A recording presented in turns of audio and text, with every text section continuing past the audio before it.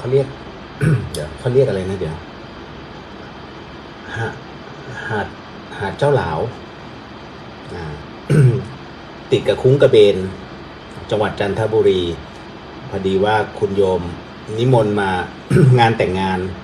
แต่หลวงพี่ไม่สามารถจะไปร่วมในช่วงกลางคืนได้พอดีก็มีภารกิจในเรื่องของการทำหนังสือต่อเนาะ31ภพภูมิ จึงอยู่ที่ห้องพักถ้ากล้องนี้จะเห็นด้านหลังอีก1เตียงเขาว่าง ก็ธรรมะสวัสดีคุณโยมวันนี้เป็นวันนี้วันศุกร์เนาะ หลวงพี่ใช้เวลาเดินทางพอสมควรเลยทีเดียวจริงๆมันก็ติดคลุกคลักตั้งแต่2-3 วันที่ผ่านมาในการเดินทางเพราะว่าคุณโยมเนี่ย ที่เขาไปรับหลวงพี่เขาก็เขียนว่าเขาพิมพ์มาเนาะคือคนเหนืออันนี้เราเข้าใจเป็นความเข้าใจคาดเคลื่อนเอาตรงที่ว่าเดี๋ยวเวลา 3.30 น.จะไปรับนะอันนี้เขาพิมพ์มาหลวงพี่ก็โอเคไม่มีปัญหาเราก็ถ้างั้นเราไม่นอนดีกว่าเพราะโยมจะมารับตี 3หลวงพี่บอกคนในวัดหมดเลยบอกพระด้วยแล้วก็เรียนพระอาจารย์ท่านพระครูสมุวิศวัตรไว้ด้วยว่าเดี๋ยววันนี้อาจารย์ก็ถามตกลงไปวันไหนวันนี้ครับแต่ว่าตอนตี 3:30โยมจะมารับ อันนี้หลวงพี่ก็ทำงานไม่ได้เตรียมเลยนะทำงานทุกสิ่งอันภายในวัดเลยแล้วเป็นช่วงที่หลวงพี่หนุ่มท่านกำลังจะติดโคม เพราะว่าต้อนรับปีใหม่ไงแล้วก็โยมที่เขาจะมาร่วมปฏิบัติธรรมสวดมนต์ข้ามปีหลวงพี่ก็กำลังนะเหมือนกับว่าเดี๋ยวจะไปเอาพวกเชือกอะไรเนี่ยมาให้เพื่อที่ให้หลวงพี่หนุ่มขึง ปรากฏว่าไปก็ดูตอนนี้รถติดอยู่4 แยกนี้ติดหนักมากไปถึงช้าหน่อยฮะ เราก็มาดูโยมส่งข้อความมาประมาณบ่าย 3:15ข้อความเนี่ยเดี๋ยวนั้นนิดนึงอันนี้หลวงพี่กลัวสัญญาณหลุดจังไม่หลุดเนาะเพราะว่าลิงก์อันนี้แหละคือหลวงพี่มาเห็นอีกทีหนึ่งข้อความก็ประมาณสักบ่าย3:40เราก็เฮ้ยตายแล้วโยม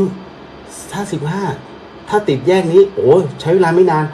โอ้โหเท่านั้นแหละหลวงพี่ทิ้งทุกสิ่งขึ้นไปเก็บของก็พระคือมันง่ายหน่อยตรงที่ว่าเราเป็นพระมันก็แค่จีวรแล้วก็สังฆาติรวมไปถึงจะเป็นผ้าสำรอง แค่นั้นแหละแล้วก็ส่วนเครื่องปกติหลวงพี่จะมีกระเป๋าที่จะใส่เฉพาะไม่ว่าจะเป็นมีดโกน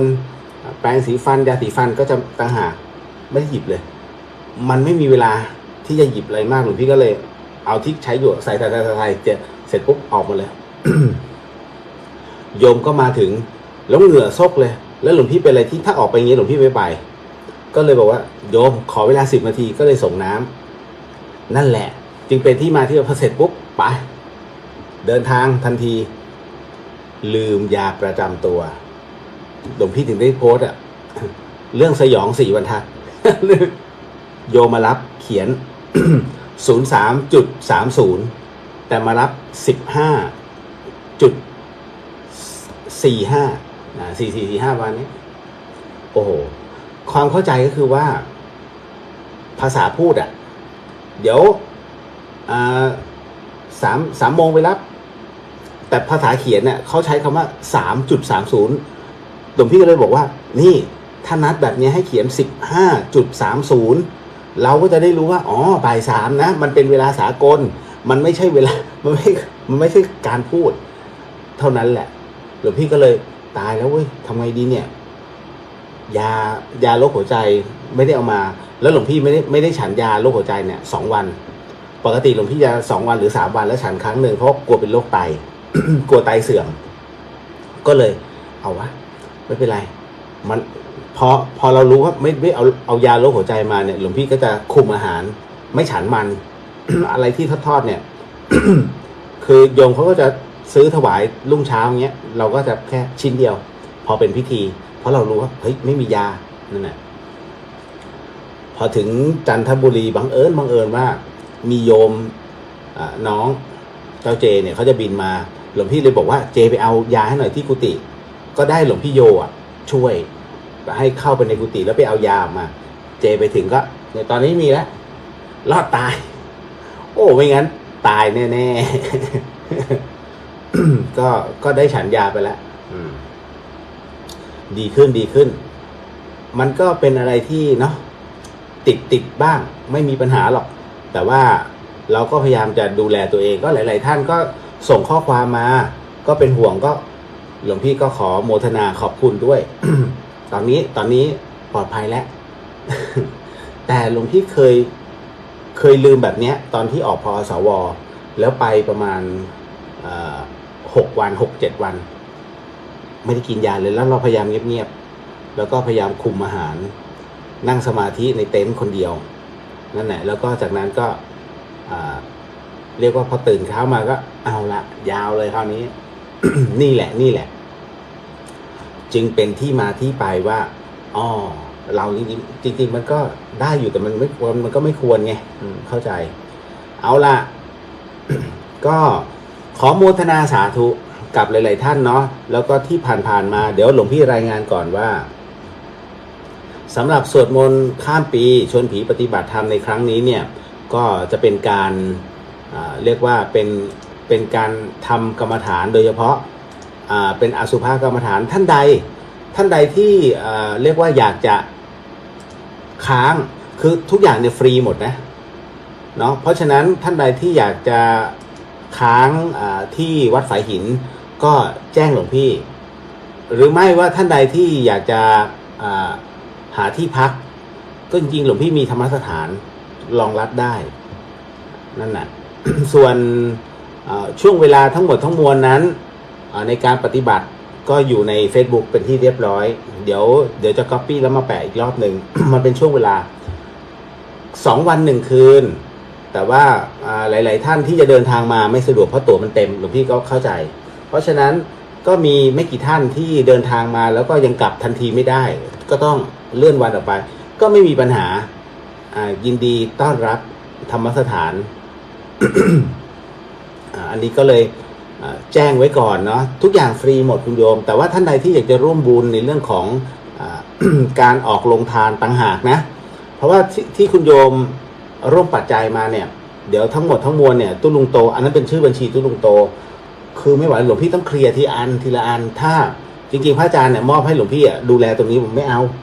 ขอเคลียร์ให้จบก่อนเพราะตอนนี้หลวงพี่ยังมี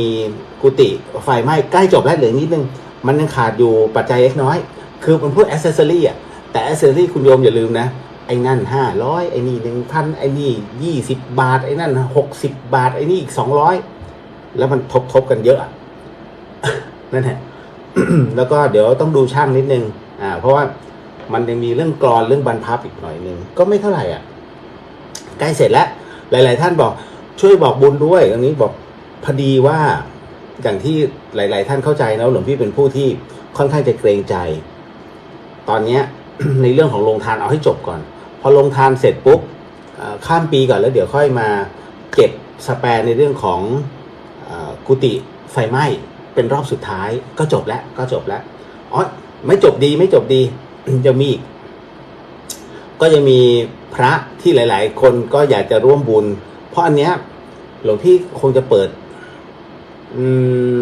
คือช่างคิดหลวงพี่98,000 ในเรื่องของอันนี้เฉพาะไม่ลงค่าช่างนะอันนี้ค่ารักลงรักพระไม้ศาสตร์1,000 ปีอะไรของอาจารย์ท่านน่ะนั่นน่ะแล้วก็เลยบอกเดี๋ยวขอดูกำลังก่อนตอนนี้หลวงพี่ยังไม่ได้ตอบตกลงแต่ถ้าตกลงเมื่อไหร่ปุ๊บเนี่ยช่างก็ลงมือทันทีนั่นน่ะอันนี้บอกเอาไว้ก่อนเนาะว่ามันจะมีอย่างนี้นะเพราะว่ามันจะเป็นอีก1 ช่วงที่จะต้องทำเป็นบุญใหญ่หลวงพี่เห็นพระท่านแตกหักๆนี่ไม่ได้รับไม่ได้ทนไม่ได้ เนาะ ก็ค่อยๆทีละสเต็ปเราเข้าใจหลายท่านบอกไปเลยเดี๋ยวโยมท่านก็ทำไปไม่มันไม่ใช่ผม นั่นแหละ ผมเอาทีละอย่างให้จบ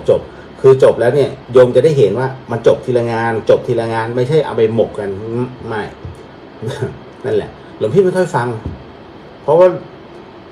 ถ้าเสร็จเป็นงานไปเนี่ยโยมจะเห็นแต่ถ้าทีเดียวปุ๊บเนี่ยโยมจะงงแล้วเฮ้ยทำจริงเปล่าวะนั่นน่ะ เพราะฉะนั้นก็หลายๆท่านรับรู้ไงเพราะเดี๋ยวหลวงพี่รอกุฏิไฟไหม้แล้วก็โพสต์จบปิดงานปิดจ็อบเนาะแล้วก็มีคุณโยมถามมาว่าจะมีพิธีเบิกเนตรเมื่อไหร่อย่าลืมนะพระประธานเนี่ยเมื่อเสร็จแล้วทั้งหมดทั้งมวลในการทำพระเนตรแล้วก็ยังจะต้องมีพระที่โยมกลุ่มไพ่ยิปซีเนี่ยเขาก็ถวายเป็น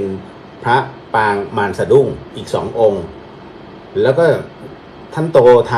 ำบูรณะพระที่แตกของวัดเนี่ยเพิ่มอีก3 องค์4 องค์รวมพระศิวลีด้วย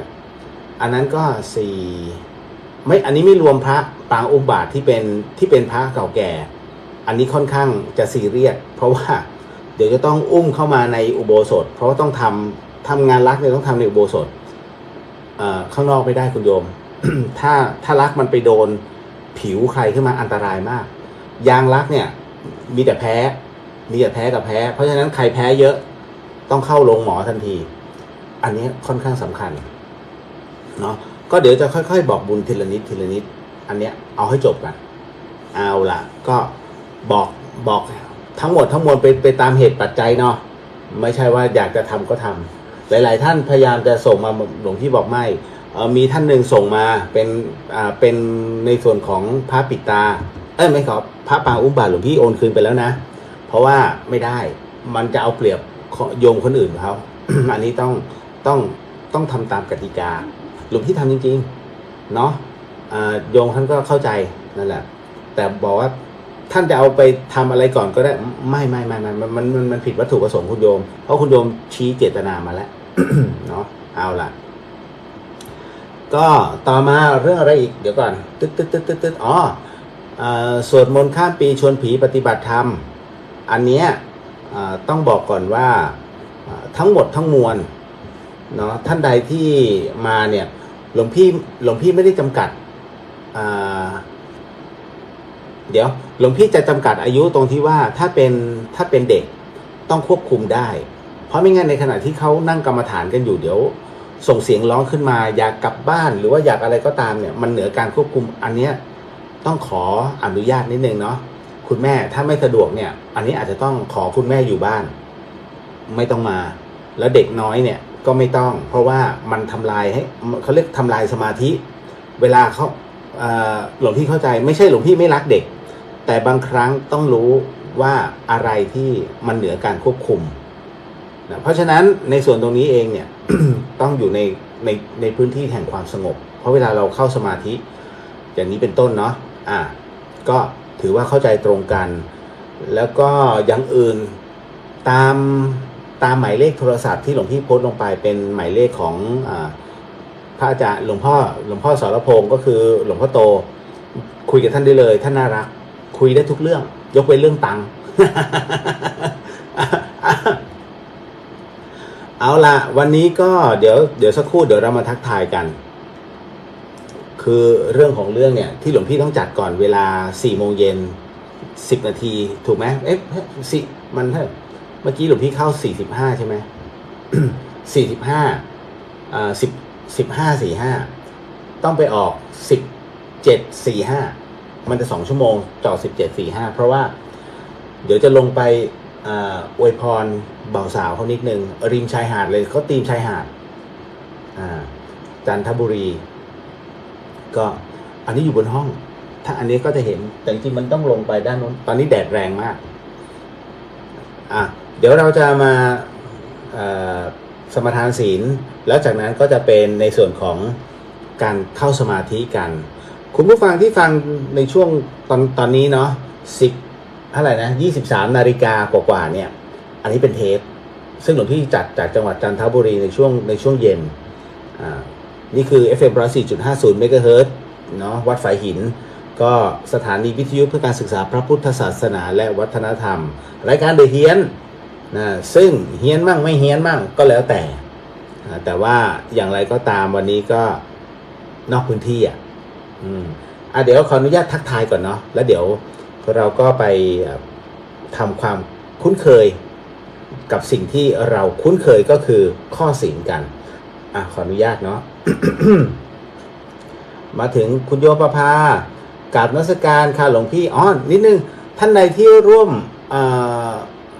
มบุญลงทานมาช่วยตรวจชื่อแล้วก็นามสกุลด้วยเนาะพร้อมกับจำนวนปัจจัยว่าถูกต้องไหมเพราะทั้งหมดทั้งมวลเนี่ยอันเนี้ยเวลาท่านสวดนะตรงนั้นเนี่ยมันจะได้ถูกต้อง ต่อมาก็จะมาเป็นคุณโยมเดี๋ยว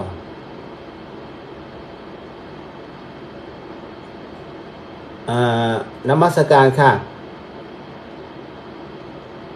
อันนี้คุณโยมคุณโยมสิริใช่ไหม หลวงพี่อ่านข้างหน้าไม่ออกกลัวอ่านผิดลงหรือเล้ง นะคุณแอรี่กราบนมัสการค่ะเจริญพรคุณโยมเนสกราบนมัสการเจ้าค่ะเจริญพรโยมลิลลี่กราบนมัสการค่ะหลวงพี่เจริญพรคุณโยมจันจรัสกับสาธุเจ้าเจริญพรโยมพี่เก้าคุณโยมพี่เก้าเฉลิมศรีกราบนมัสการค่ะหลวงพี่หลวงพี่ไปจริงเป็นนามสกุลของโยมพี่เฉลิมศรี กราบนมัสการค่ะหลวงพี่เจริญพรคุณโยมกนิกากราบนมัสการค่ะเจริญพรก็คุณโยมพี่จันทร์หนาวหรือยังที่จันทบุรีเนี่ยมันหนาวหนาวลมมันเป็นลมหนาวโอ้โหโกกมาพัดเย็นคือขนาดจีวรหลวงพี่หนาแล้วนะเย็นมาก อันนี้น่าตกใจแต่บรรยากาศดีหลวงพี่อยู่อำเภอนายายอามอยู่นายายอามเนาะแล้วก็ไม่ได้เที่ยวเลยเพราะว่าพอรีบมาถึงเนี่ยเป็นพระแล้วมันไม่สะดวกหรอกเวลาเราไปเดินถ่ายรูปเดี๋ยวมันจะกลายเป็นพระสงฆ์ยิ่งบอบช้ำอยู่ขนาดมาตรงนี้หลวงพี่ยังฟัง เรื่องราวเกี่ยวกับพระสงฆ์เนี่ยที่เขาคุยกันในรถเนี่ยหลวงพี่ก็นึกแล้วโอ้โหเขาเข้าใจผิดอะไรหลายๆอย่างเยอะมากอันนี้คือผู้ที่ไม่ได้ใฝ่ในเรื่องของธรรมะนะและเป็นความเข้าใจของเขาอย่างเช่นยกตัวอย่างวันนี้พิธีกรเนี่ยเขาก็บอกว่าผมไปที่เมืองเหนือผมไปที่จังหวัดเชียงใหม่ก็พยายามจะรีบร้อนเพื่อที่จะได้ใส่บาตรและปรากฏว่ามีแม่ค้าตรงนั้นบอกว่าบ่ต้องรีบหรอกเจ้าเปิ้ลยังยืนอยู่อีกเปิ้ลยังนั่งอยู่อีกเมินนะหมายถึงว่าพระเนี่ยยังนั่งหรือยืนอยู่อีกนานโอ้โหมันเจ็บจี๊ดเราเป็นพระเนี่ยเจ็บจี๊ดเลยนะเพราะอะไรรู้ไหมในพระวินัยปิฎกเนี่ยหน้าที่7บอกไว้เลยว่าพระเนี่ย พระภิกษุห้ามยืนนานเกินไปห้ามนั่งนานเกินไปนี่เพราะฉะนั้นหมายถึงว่าในขณะที่บิณฑบาตนะมันเป็นข้อวินัยแล้วคราวนี้ท่านก็บอกว่าทุกสิ่งนั้นแม้มันเป็นข้อวินัยเล็กๆเรียกว่าอาบัติทุกกฎแล้วสามารถปรงหรือว่าบอกอาบัติได้ก็จริงแต่การทำผิดซ้ำๆทำทุกวันเดี๋ยวกูไปปรงอาบัติอย่างเงี้ยคือเป็นการบอกในส่วนของความผิดของตนซึ่งให้อภัยกันได้แต่ความผิดแบบเนี้ยทางพระวินัยบอกว่าเมื่อจิตรับรู้แล้วว่าข้อวินัยเป็นแบบนี้แล้วยังปรงอาบัติต่อกันได้มันจะทำให้การประพฤติของสงฆ์นะเริ่มได้ใจแล้วทำผิดหนักขึ้นแล้วก็หนักขึ้นในขณะที่ว่าสิ่งที่พระพุทธเจ้านั้นท่านทรงบัญญัติเอาไว้นั้นตัวเองจะบอกว่าพระพุทธเจ้าไม่ได้บัญญัติสิ่งที่ตรงไหนก็ตามที่พระพุทธเจ้าไม่ได้บัญญัติตัวเองก็จะกลับมาบอกว่านี่แหละที่พระพุทธเจ้าบัญญัตินั่นคือตู่เอานั่นเองนี่แหละมันจะกลายเป็นอย่างนี้แล้วมันก็จะทำให้ผิดข้อวินัยนี่แหละที่ทำให้พระสงฆ์ลงนรกกันเยอะ เยอะนะอันนี้หลวงพี่ไม่ได้พูดเองหลวงพ่อฤาษีเนี่ยนะพระราชโมยานท่านบอกว่าพระตั้งแต่ท่านบอกเลยว่าพระตั้งแต่สมัยของท่านเป็นต้นมาจะมีพระภิกษุเนี่ยลงนรกเนี่ยเรือนหมื่นเรือนแสนเพราะปฏิบัติข้อวินัยเนี่ยไม่ถูกต้องในอนาคตเลยนะท่านบอกเลย นั่นน่ะเพราะฉะนั้นเนี่ยดูน่ากลัวมากอันนี้ก็เลยพอได้ยินโยมพูดมารู้สึกโอ้โหตายแล้วแม่ค้าที่พูดแบบเนี้ยมีส่วนด้วยนะเพราะทำให้โยมนั้นเข้าใจผิดอย่างที่หลวงพี่บอกว่าถ้ารู้ไม่จริงอย่าไปพูดนะมันเหมือนกับนวโกวาทที่หลวงปู่มั่นท่านได้บอกไว้ข้อหนึ่งเลย ถ้ารู้ไม่จริงอย่าพูดมันเหมือนไปประกาศความชั่วไปทั่วจตุรทิศหมายถึงทั้ง4ทิศเลยรับรู้ข่าวสารของเธอแล้วเธอเนี่ยเป็นผู้ที่กระจายข่าวอันเป็นเท็จทำให้บุคคลนั้นเข้าใจผิดพระสงฆ์ยืนได้พระสงฆ์นั่งได้เรียบร้อยเลยเอาเวจีทันทีเอาเวทีนะเพราะถือว่าทำให้วินัยบิดเบือนข้อสงฆ์บิดพลิ้วไปนี่ก็ขอแสดงความยินดีด้วย นะเพราะฉะนั้นถ้าไม่รู้อย่าพูดนั่นน่ะเห็นแค่กิริยาท่านนั่งหรือว่ายืนนิ่งๆตรงนั้นนานจนเกินไปก็ต้องบางทีเนี่ยก็ต้องปล่อยท่านไม่ต้องมาเป็นวจีกรรมแม้ใจเราติดก็ปล่อยแค่ตรงนั้นเอาต่อมา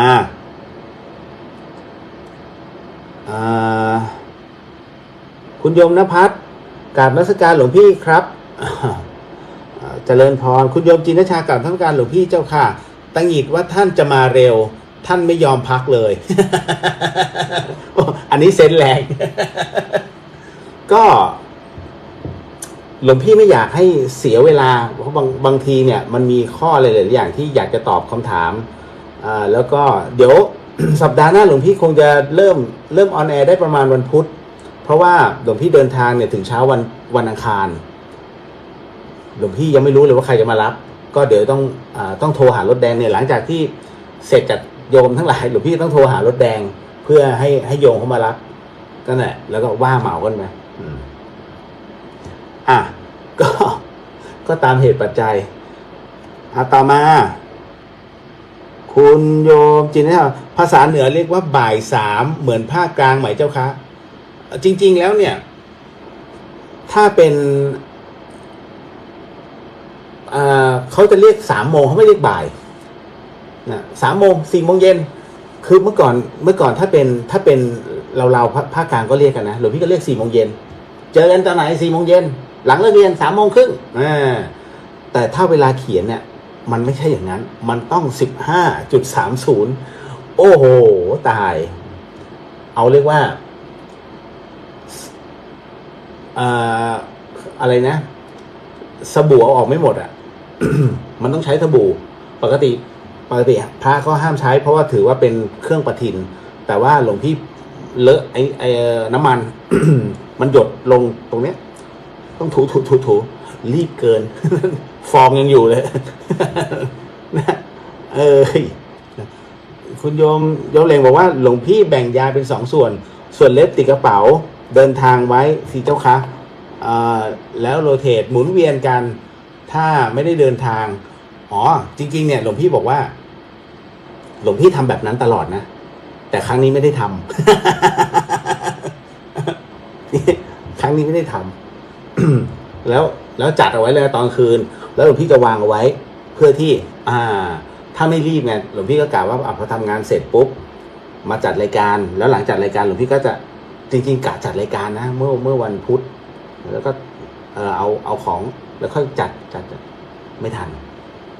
รีบเลยโอ้ต่อมาคุณโยมเพนกับนักศึกษาหลวงพี่เลียวค่ะเจริญพรก็วันนี้ต้องขอโมทนากับโยมพี่ยินสอนเอาวีลแชร์มาถวายให้กับวัดฝายหิน3-4 คัน เพื่อให้วัดฝายหินนั้นเป็นธุระในเรื่องของการนำวีลแชร์นั้นไปบริจาคให้กับโรงพยาบาลที่อยู่ด้านนอกที่เขาไม่มีแล้วก็มีคนไข้แต่ที่ต้องการวีลแชร์อันนี้ตอนนี้มีอยู่3 คันถ้าท่านใดที่ต้องการก็แจ้งมาที่วัดฝายหิน เดี๋ยวหลวงพี่จะแจ้งให้กับท่านพระครูสมุวิศวะวรกิจโจบอกว่ามีคุณโยมนั้นต้องการนะตรงนี้เป็นวีลแชร์สำหรับผู้สูงอายุจากญี่ปุ่นนะมันไม่ใช่ของใหม่แต่มันเป็นของเรียกว่าเกรด A ที่เขานำบริจาคมาจากตู้คอนเทนเนอร์แล้วก็เอามาให้เลยนิยมเขาก็บริจาคมาให้ก็จะเป็นอย่างนี้ตลอดเนาะคุณโยมอินสอน สาธุคุณโยมพี่จันจรากราบสาธุเจ้าเจริญพรคุณโยมนัทสิทธิ์กราบนมัสการครับหลวงพี่เจริญพรคุณโยมพี่จะเอาที่บอกหนาวหรือยังมันเย็นลมนั่นน่ะตอนนี้เหรอตอนนี้ไม่หนาวหลวงพี่เปิดแอร์26 มันอยู่ในห้องพักไปไหนไม่ได้มันเราเป็นสงฆ์ไงต้องอยู่ข้างในเป็นนางในหอเราทำอะไรไม่ได้จะไปเดินระเหยริมหาดไม่ได้ คือถ้าเดินก็คือเช้าเราเดินจงกรมเราเดินสูดอากาศนี้ได้แต่ถ้าเดินลุยน้ำมีเหตุปัจจัยให้เดินไม่เป็นไรอย่างเช่นถ้าเราเดินเนี่ยเพื่อเดินพิจารณาเดินคนเดียวเดินพิจารณาแล้วโยมเนี่ยเข้าใจอยู่แล้วว่าเราเดินพิจารณาอันนี้ไม่เป็นไรแต่ถ้าเดินแล้วว่ายน้ำไอ้ที่เป็นข่าวน่ะอาบัติไม่ได้ห้ามเด็ดขาดพระห้ามว่ายน้ำนะมันไม่มีเหตุให้ว่ายนะ แต่ถ้าว่ายจริงๆเนี่ยอย่างในป่าอย่างเงี้ยที่ท่านไปจาริกกันอย่างทุ่งใหญ่นเรศวรซึ่งมันมีน้ำตกที่เป็นน้ำตกแบบปิดอันนี้พระจะลงไว้นะทั้งลูกก็ไม่มีปัญหาเพราะมันไม่มีคนเห็นเขาเรียกว่าส่งน้ำในที่รับตาคนไม่เป็นไรแต่ถ้าประเจิดไม่ได้คุณโยมกุญชยะอันนี้หลวงพี่ก็พูดพระวินัยไปด้วย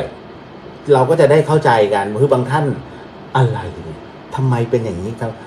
มันก็เลยทำให้เราเนี่ยไม่รู้ว่าอะไรเขาเรียกอนุโลมอะไรที่เรียกว่าทำได้หรืออะไรที่เรียกทำไม่ได้เนาะคุณโยมกุญชยาบอกว่ากราบนมัสการค่ะหลวงพี่เจริญพรโยมนุกราบนมัสการเจ้าค่ะเจริญพร โยมพี่จะแบบพระสงฆ์ไปร้านกาแฟได้ไหมเจ้าได้ไม่ผิดนะถ้าท่านมีเหตุต้องไปแต่ต้องดูคืออย่างนี้เรื่องร้านค้าเนี่ยพระเนี่ยเข้าได้หมดเพียงแต่ว่าเข้าไปด้วยเหตุอะไรอย่างเช่นไปกับโยมเนี่ยก็ไปนั่งอย่างหลวงพี่เนี่ยเวลาโยมเขาไปเข้าเมซอนอย่างเงี้ยถูกไหมนั่งต่างจังหวัดเนี่ยแล้วเราไปอยู่ในรถเนี่ยซึ่งมันก็ดูแปลกๆเอาหลวงพี่มาเข้าห้องน้ำเสร็จปุ๊บเราก็ออกมานั่งก่อนหลวงพี่ก็เข้าไปนั่งในร้านคือเรานั่งนิ่งๆเราไม่ได้ทำอะไรเพราะฉะนั้นใครที่มองเป็นเรื่องอกุศลเราก็ต้องปล่อยเขาเพราะมันห้ามไม่ได้นานาจิตตังแต่ถ้าใครเนี่ยที่เขาเข้าใจก็ท่านแวะมานั่งพักหรือถ้าโยมจะถวายกาแฟหรือจะถวายนมหรือว่าโกโก้ก็ได้แต่ต้องไม่มีอะไรที่ขบเคี้ยวอย่างเช่นพวกไอ้ท็อปปิ้งไม่ได้อันนี้มีอะไรนะมาริโออันนี้ใส่อะไรล่ะพวกมุกเจลลี่ไม่ได้เจลลี่ที่ทำมาจากเนื้อสัตว์กระดูกขออภัยกระดูกสัตว์เจลลี่เนี่ยนะที่เราเคี้ยวงับเนี่ยทำจากกระดูกสัตว์มันมีส่วนผสมไม่ได้ นะส่วนมุกเป็นแป้งถือว่าเป็นอาหารถ้าหลังเพลนไม่ได้ทุกสิ่งที่หลวงพี่พูดคือหลังเพลนนะนั่นแหละแต่ถ้าเป็นนมฉันได้บางคนบอกเอ้าทำไมฉันนมล่ะทำไมพระแถวบ้านไม่ฉันนมเดี๋ยวก่อนฟังก่อนพระเนี่ยไม่มีพระวินัยได้บอกว่าห้ามฉันนมไม่มีนะไปเอามา1 ข้อ ถามพระธรรมยุทธ์ท่านก็ได้แต่ที่ท่านไม่ดื่มนมกันเป็นเพราะว่าครั้งหนึ่งที่องค์หลวงตามหาบัวยานสัมปันโนเนี่ยท่านก็บอกว่าในนมเนี่ยมันมีโปรตีนซึ่งมันสามารถเขาเรียกว่ามีส่วนทำให้เกิดกำหนัดได้เพราะฉะนั้นเพื่อตัดปัญหาไม่ฉันเลยดีกว่าตั้งแต่นั้นมาพระธรรมยุทธ์ท่านก็เลยไม่ฉันนมเพราะฉะนั้นเนี่ยนมเนี่ยไม่ได้ห้ามนะถ้าห้ามเนี่ยข้าวมัทุปยาตทำไม่ได้ถูกไหมเพราะมีส่วนผสมของมันมีส่วนผสมของเนยนมเนี่ยฉันได้แต่ต้องดูเวลาด้วยให้มันดีเนาะไม่ใช่ดึกๆก็ฉันแต่นมไม่ได้นะอย่างนี้พระสงฆ์ไปร้านกาแฟได้หากมีเหตุต้องไป โยมพี่จันทราบอกว่าเรื่องถวายเพลพระสงฆ์ถ้าผู้ที่จะทำบุญไปหาร้านสักที่แทนภายในวัดจะได้ไหมคือเหมาร้านถวายเพลได้ เยอะแยะเขาจะกันไว้ส่วนหนึ่งเพื่อถวายภัตตาหารเพลได้แต่กรณีชาบูห้ามอะไรก็ตามที่พระต้องมานั่งทำแล้วก็มานั่งปิ้งย่างไม่ได้โยมต้องทำให้แล้วก็ถวายไม่ใช่ว่าโอ้โหทำไมเป็นเหมือนเป็นผู้วิเศษเลยต้องมีคนประเคนจะบอกว่าพระเนี่ยห้ามปรุงเพราะอะไรก็ตามเป็นผู้ที่เรียกว่าอยู่ง่ายกินง่ายนั่นหมายถึงว่าเสร็จปุ๊บเนี่ยโยมทำให้กินมะละท่านไม่ชอบแต่กูย่างฉันถ้าไม่ฉันท่านก็วางไว้แต่ถ้าฉันท่านก็กินตามเหตุเพราะนั้นมันขึ้นอยู่กับว่าพระรูปนั้นมีปฏิปทาแบบไหนอะไรยังไงเนาะอันนี้ก็ต้องบอกแต่ถ้าเป็นโดยทั่วไปแล้วนั่งได้ฉันได้เยอะแยะหลวงพี่ก็ยังไปแต่ละที่ตามที่โยมเขานิมนต์ต่อมาโยมพี่หมอตู่นมัสการครับหลวงพี่เลียวติดภารกิจไม่ได้ไปร่วมงานครับไม่เป็นไรก็ถ้ามีโอกาสก็แวะมานายายอาม โรงแรมอะไรนะทอแสงอะไรทุกอย่างเนี่ยแต่ดีบรรยากาศเขาดีแต่ว่าทะเลตรงนี้มันสวยสะอาดเนาะแต่มันไม่มีมันเป็นโขดหินมันไม่มีหาดให้เดินยกเว้นตรงหน้าโรงแรมเนี้ยเป็นบีชเป็นหาดทรายที่เราสามารถลงไปเดินได้แต่มันเป็นหาดทรายสั้นโยมจอยการนมัสการหลวงพี่ค่ะเจริญพรโยมพี่ปนัดดาเจริญพรโยมพี่จันจรัสแชมพูนำถวายพระสงฆ์ได้ไหมและพระสงฆ์ส่องกระจกได้ไหม แชมพูถวายพระสงฆ์ได้นะบางคนคิดว่าไม่ได้ไม่ใช่คืออย่างนี้คุณโยมพระเนี่ยเวลาปรงผมเป็นอย่างนี้เนาะถ้าหลวงพี่เนี่ยไปเดินสมมตินะไปเดินกลางแดดเลยปรากฏว่าพอเดินบ่อยๆเนี่ยร่างกายคนเรามันจะผลิตไขมันออกมาถูกไหมไม่งั้นคุณโยมลองจับเส้นผมตัวเองเนี่ยมันจะมันเหมือนกันพระเนี่ยเวลาเดินปุ๊บมันจะมันหน้ายังมันเลยร่างกายมันจะผลิตมันเอาไขมันเนี่ยที่ถูกเผาผลาญเนี่ยออกมาอันนี้พอมันแห้งเพราะว่าแดดมันเผามันจะกลายเป็นเกล็ดเป็นสะเก็ดที่คุณโยมเห็นหัวเนนบางรูปหรือว่าศีรษะของพระบางรูปเป็นสะเก็ดเขาเรียกชนะตัวนั่นแหละเกิดจากการที่ไอ้ไขมันเนี่ยมันแข็งตัวที่มันเกิดขึ้นเนี่ยแล้วมันแข็งตัวแล้วมันไปอุดตันแล้วคราวนี้ท่านไม่ยอมใช้พระวินัยไงคือไม่ให้ใช้พอไม่ให้ใช้เสร็จปุ๊บมันก็ไปเป็นชนะตุคราวนี้หลังหงิกนั่งเกากันสนุกสนานหนังหัวถลอกปอกเปิดตั้งแต่นั้นเป็นต้นมาเนี่ยคือจริงเนี่ยมันมีอันนึงก็คือเมื่อเขาจึงให้ใช้เพื่อล้างขจัดคราบมันที่อยู่บนหัวป้องกันไม่ให้เกิดโรคเชกเช่นเดียวกับหนวดและเคราอันนี้จำไว้เลยนะเชกเช่นเดียวกับหนวดและเคราของพระห้ามไว้หนวดไว้เครานะมันเป็นข้อวินัยทำไมจึงเป็นเช่นนั้นก็เพราะว่าการไว้หนวดไว้เคราเนี่ยเขาเรียกว่าภายใต้รูขุมขนมันจะเป็นที่สั่งสมของเชื้อโรคทั้งหลายดังนั้นท่านจึงบอกว่าเพื่อรักษาสุขภาพก็จงให้โกนซะเมื่อโกนเสร็จปุ๊บก็ฉโลมซะด้วยน้ำมันมะกอก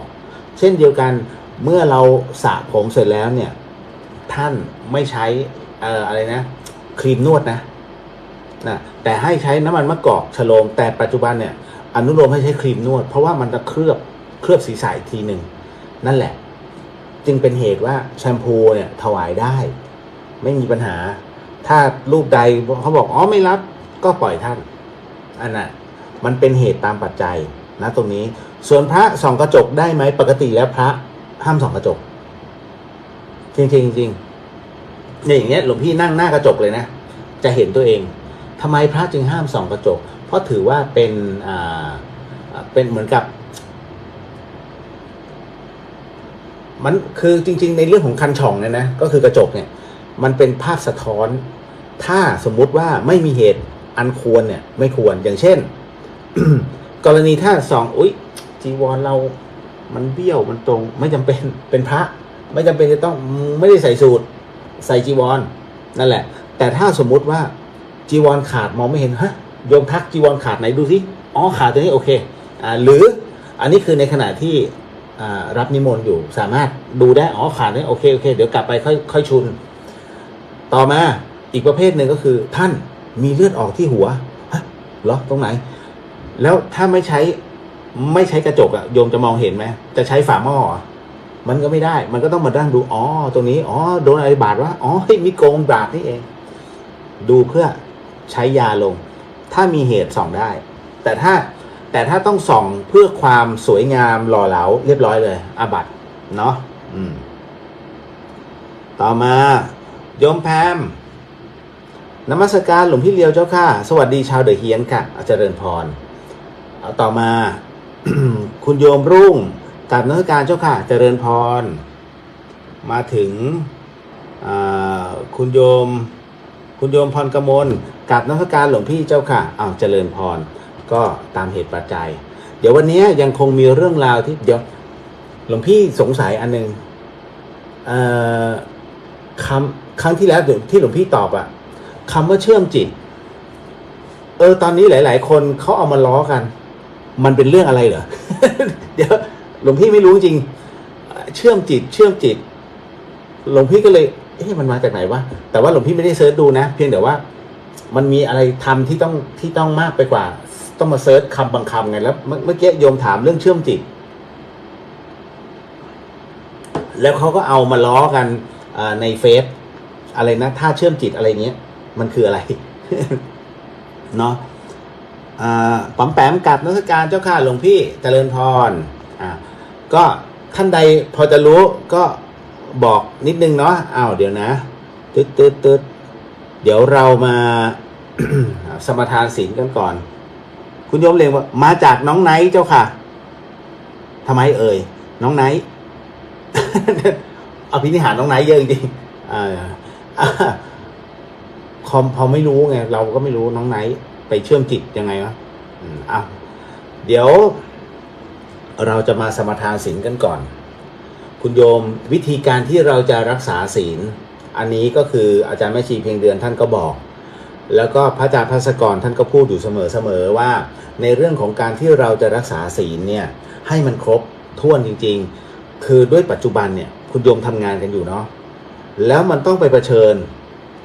กับโลกธรรมทั้งหมดทั้งมวลเนี่ยโลกธรรม8ทั้งหลายเนี่ยเนาะมันก็สลับสับเปลี่ยนภาวะอารมณ์ไปเพราะฉะนั้นมันมีเหตุอันต้องปะทะ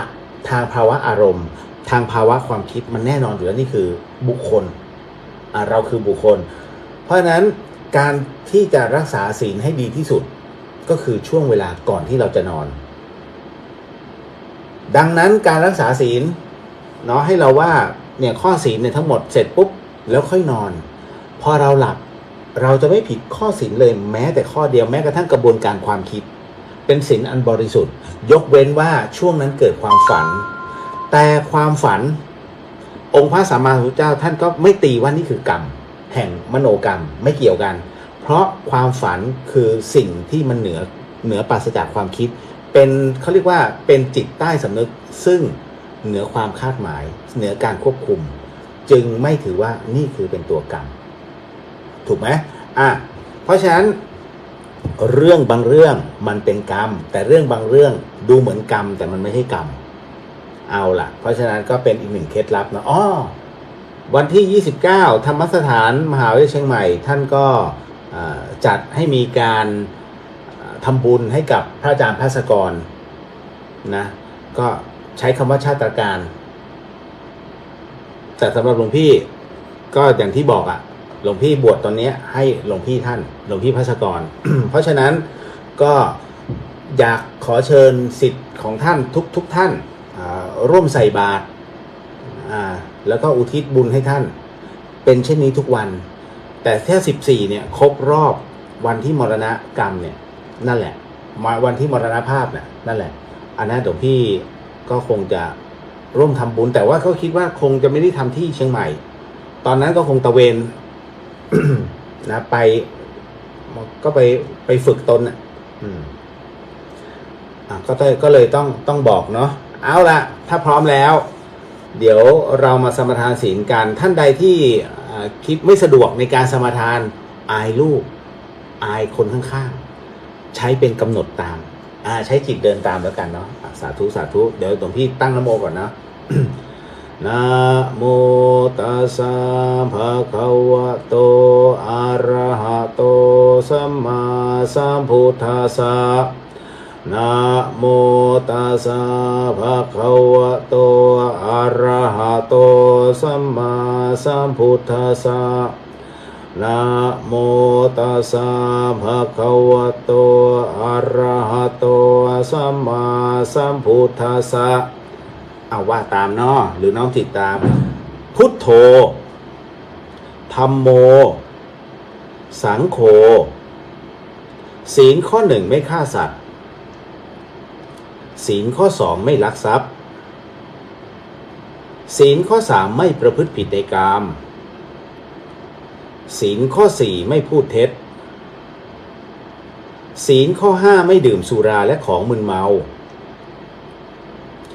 บัดนี้ข้าพเจ้าตั้งใจรักษาศีลแล้วบัดนี้ข้าพเจ้าคือผู้มีศีลข้าพเจ้าผู้มีศีลละอายต่อการทำความชั่วกลัวต่อผลของบาปกรรมข้าพเจ้าผู้มีศีลมีหิริโอตปะมีกายเป็นมนุษย์มีใจเป็นเทวดาเป็นมนุษย์เทโวผู้เข้าถึงความเป็นสหายกับเหล่าเทวดาทั้งหลายณบัดนี้ข้าพเจ้าทั้งหลายขออดโทษลดกรรมที่ข้าพเจ้าได้เคยประมาทพลาดพลั้งในช่วงวันนี้ลงในฉับพลัน และขอให้กรรมดีที่ข้าพเจ้าหรือเรากัลยาณมิตรได้ทำไว้นั้นขอจงมาแทรกส่งผลบุญนี้ให้ข้าพเจ้าได้มีความสุขและประสบผลสำเร็จตลอดไปเถิดสาธุสาธุสาธุอนุโมทามิ เอาล่ะก็ผ่านพ้นไปสำหรับในเรื่องของการ สมทานศีลเดี๋ยวหลังจากที่เราเจริญสมาธิกันก็จะเป็นการแผ่เมตตาตรงนั้นก็เตรียมที่กรวดน้ำไว้ซะหน่อยน้ำขวดสักนิดนึงแล้วก็แก้วน้ำเปล่าก็พอเนาะแล้วก็เทจากขวดสู่แก้ว เอาละแล้วจากแก้วก็ไปเทลงดินหรือจะเทจากขวดลงดินเลยก็ไม่มีปัญหา เอาละเดี๋ยวเราจะมานั่งสมาธิกันหรือนั่งกรรมฐานก็ได้เรียกได้2อย่างถ้านั่งสมาธิก็คือแค่รวมจิตให้มีเขาเรียกว่าให้เป็นหนึ่งแล้วก็มีสมาธิกับลมหายใจเพ่งไว้แต่ถ้าจะต้องเข้าสู่กรรมฐานนั้นทั้งหมดทั้งมวลนั้นจะต้องเข้าสู่สภาวะหนึ่งซึ่งเป็นสภาวะที่เรียกว่าทุกอย่างนั้นที่เป็นอกุศลจงทิ้งไปให้หมดเหลือแต่ความคิดที่เป็นกุศลเขาเรียกว่าวิตกวิจารตัวนี้เขาเรียกว่าเป็นต้องเป็นวิตกวิจารแบบกุศลคิดแต่ในเรื่องดีๆนะเพราะฉะนั้นแล้วมีคำตอบดีๆที่เกิดขึ้นกับตัวเราเอาละเพราะฉะนั้นเริ่มฝึกกันไว้ถ้าใครที่มีวิตกวิจาร ปิติสุขเอตคตาที่มันเกิดขึ้นพร้อมกัน5อย่าง5ตัวและเป็นในเรื่องของความเป็นกุศล ให้รับรู้ว่าตอนนี้ท่านเข้าสู่ช่วงของฌานที่ 1เพราะฉะนั้นเดี๋ยวเราก็จะมาเรานั่งสมาธิกันไม่นานส่วนท่านใดที่อยู่ในภารกิจไม่สามารถจะนั่งสมาธิได้จงมีสมาธิเป็นหนึ่งเดียวในลมหายใจตาก็มองทางไปหรือว่าต้องทำหน้าที่ไปจงมีสมาธิกับมันอย่าได้วอกแวกเพราะฉะนั้นแม้กรรมฐานเรายังไม่เข้าแต่จำวิธีการไว้ก่อนเนาะเอาตามนี้ ถ้าพร้อมแล้วค่อยๆหลับตาคนที่มีหน้าที่ไม่ต้องหลับตาคุณโยมทำหน้าที่ไปคนที่ พร้อมที่จะทำก็ให้หลับตากำหนดจุดที่ลมหายใจจะไปสิ้นสุดให้ได้ไม่ว่าจะเป็นปลายจมูกที่ลิ้นปี่ก็คือกลางหน้าอกหรือไปที่สะดือหรือไปที่ท้องน้อยรวมไปถึงกลางหน้าผากแล้วแต่คุณโยมจะเลือกเอาหลังจากนั้นก็สูดหายใจเข้าแล้วก็หายใจออกหายใจเข้าก็วางเอาไว้ตรงจุดตรงนั้นที่มาแตะนิดนึงแล้วก็ปล่อยมันออกตามธรรมชาติระบบการหายใจนั้นไม่เกร็งให้เป็นไปตามรูปแบบที่คุณโยมนั้นหายใจทุกวันนี้การนั่งในแบบที่คุณโยมถนัดแต่ไม่เอามือเท้าคางหรือไม่เอาหลังพิงฝาเนาะเพราะฉะนั้นก็อยู่ในสภาวะของหลังจะตรงจะค่อมมันแล้วแต่คุณโยมนั่งแต่ขอให้ไม่เกิดสภาวะเบื่อหน่ายไร้ความอยากแค่นั้นก็พอเอาล่ะ ในตอนนี้ที่เราทำสมาธิกันอยู่อยากให้คุณโยมนั้นได้จับถึงสภาวะของลมหายใจสิ่งหนึ่งสิ่งใดที่เป็นเรื่องหนักใจให้เอาทิ้งเอาไว้ให้มันอยู่นอกลมหายใจให้มันอยู่นอกกายของเราให้มันอยู่เหนือความเป็นมนุษย์สิ่งไหนก็ตามที่มันเข้ามาในชีวิตของเรานั่นคือบ้านจงตัดคำว่าบ้านออกจากหัวของเราเรานั้นเป็นผู้ไม่มีบ้านเรานั้นเป็นผู้ที่ไม่มีร่างกายหรือสังขารเรานั้นอยู่กับสภาวะกับตัวเรานี่คือสภาวะของสูญญตาถ้าเรานั้นทำได้การที่เรากำหนดหายใจการที่เรารู้จักผ่อนรู้จักถอยรู้จักสูดแล้วก็รู้จักผ่อนอีกทีอันนั้นเป็นระบบของการที่เรากำหนดลมหายใจในสมาธิทั้งหมดทั้งมวลนั้นปรากฏการณ์ที่จะเกิดขึ้นในสิ่งที่เรียกว่าสมาธินั้นขอให้คุณโยมรับรู้ว่า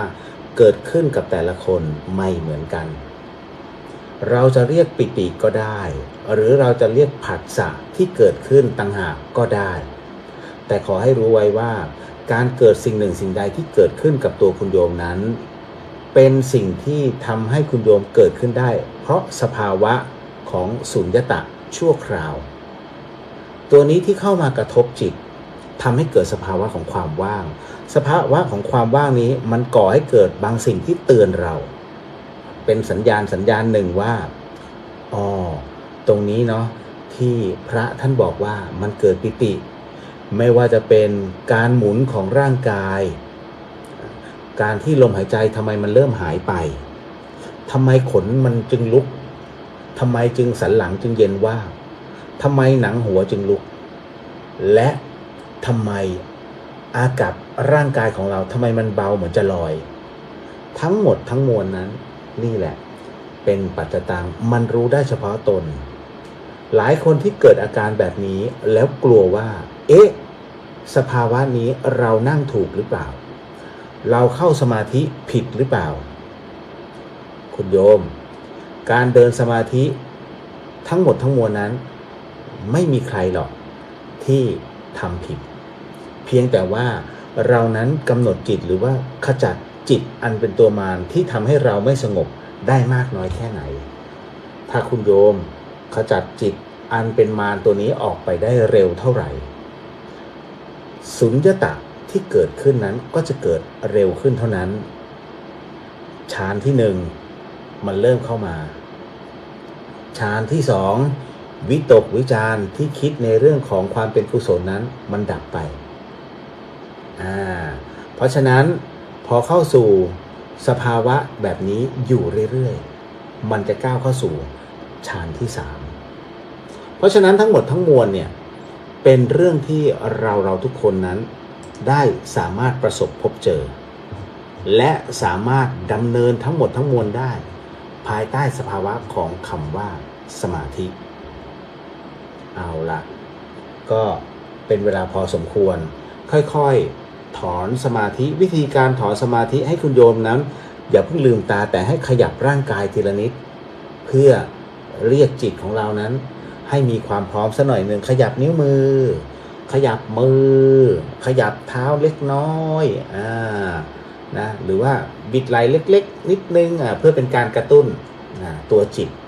ให้อยู่ในสภาวะที่คงที่แล้วจากนั้นก็ค่อยๆหายใจตามธรรมดาแล้วค่อยๆลืมตาคุณโยมค่อยๆลืมตาการที่คุณโยมนั้นได้นั่งสมาธิเพียงชั่วครู่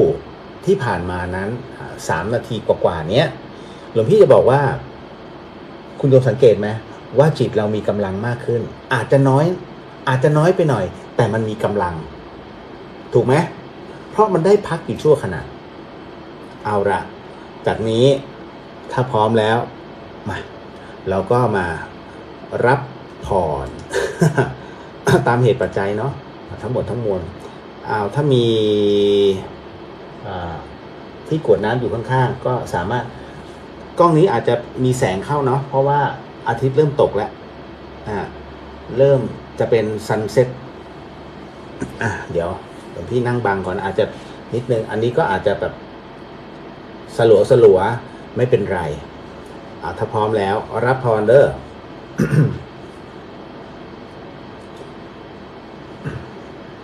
สัพพะวิญญาณที่อยู่บริเวณใกล้ๆณตอนนี้หลวงพี่ ซึ่งเป็นพระที่มาจากวัดฝายหินจังหวัดเชียงใหม่ก็ขอโมทนาบุญทั้งหมดทั้งมวลนั้นที่ท่านอยู่รอบๆก็มารับทั้งสัมภเวสีทั้งเจ้าที่ทั้งทวยเทพเทวดาด้วยเนาะมานานๆ รับกันเต็มที่เด้อส่วนทุกท่านก็น้อมรับเช่นกันเนาะสาธุยะถาให้ผีสัพพีให้คนนะยะถาวาริวหาปุราปาริปุเรนติสาครัง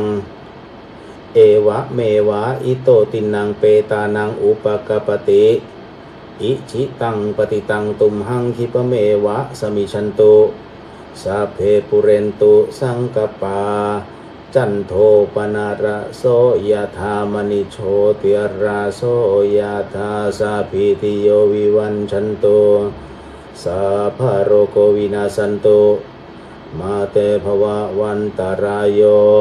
สุขีทีขายุโกภวะ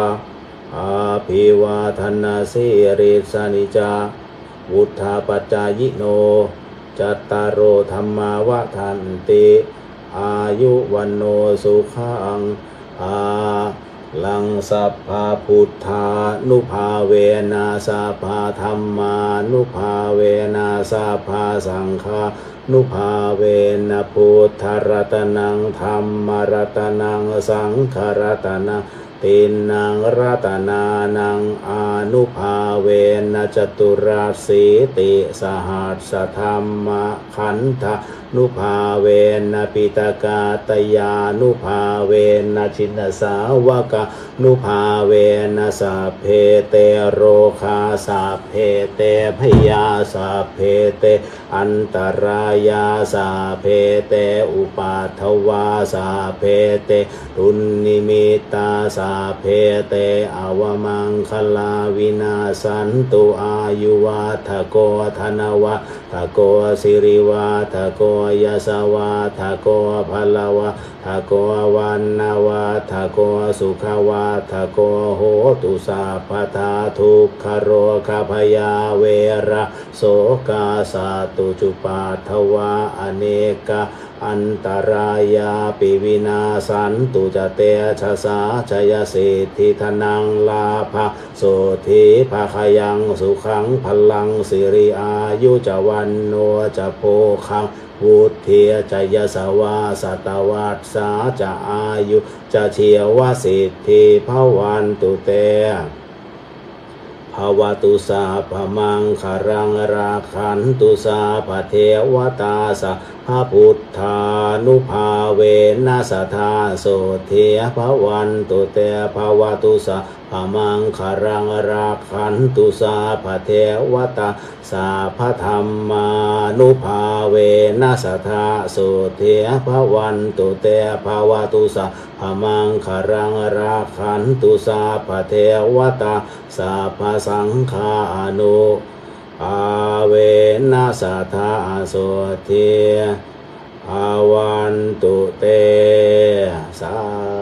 ธุสาธุสาธุอ้าวอายุวันโนสุขังพลังเน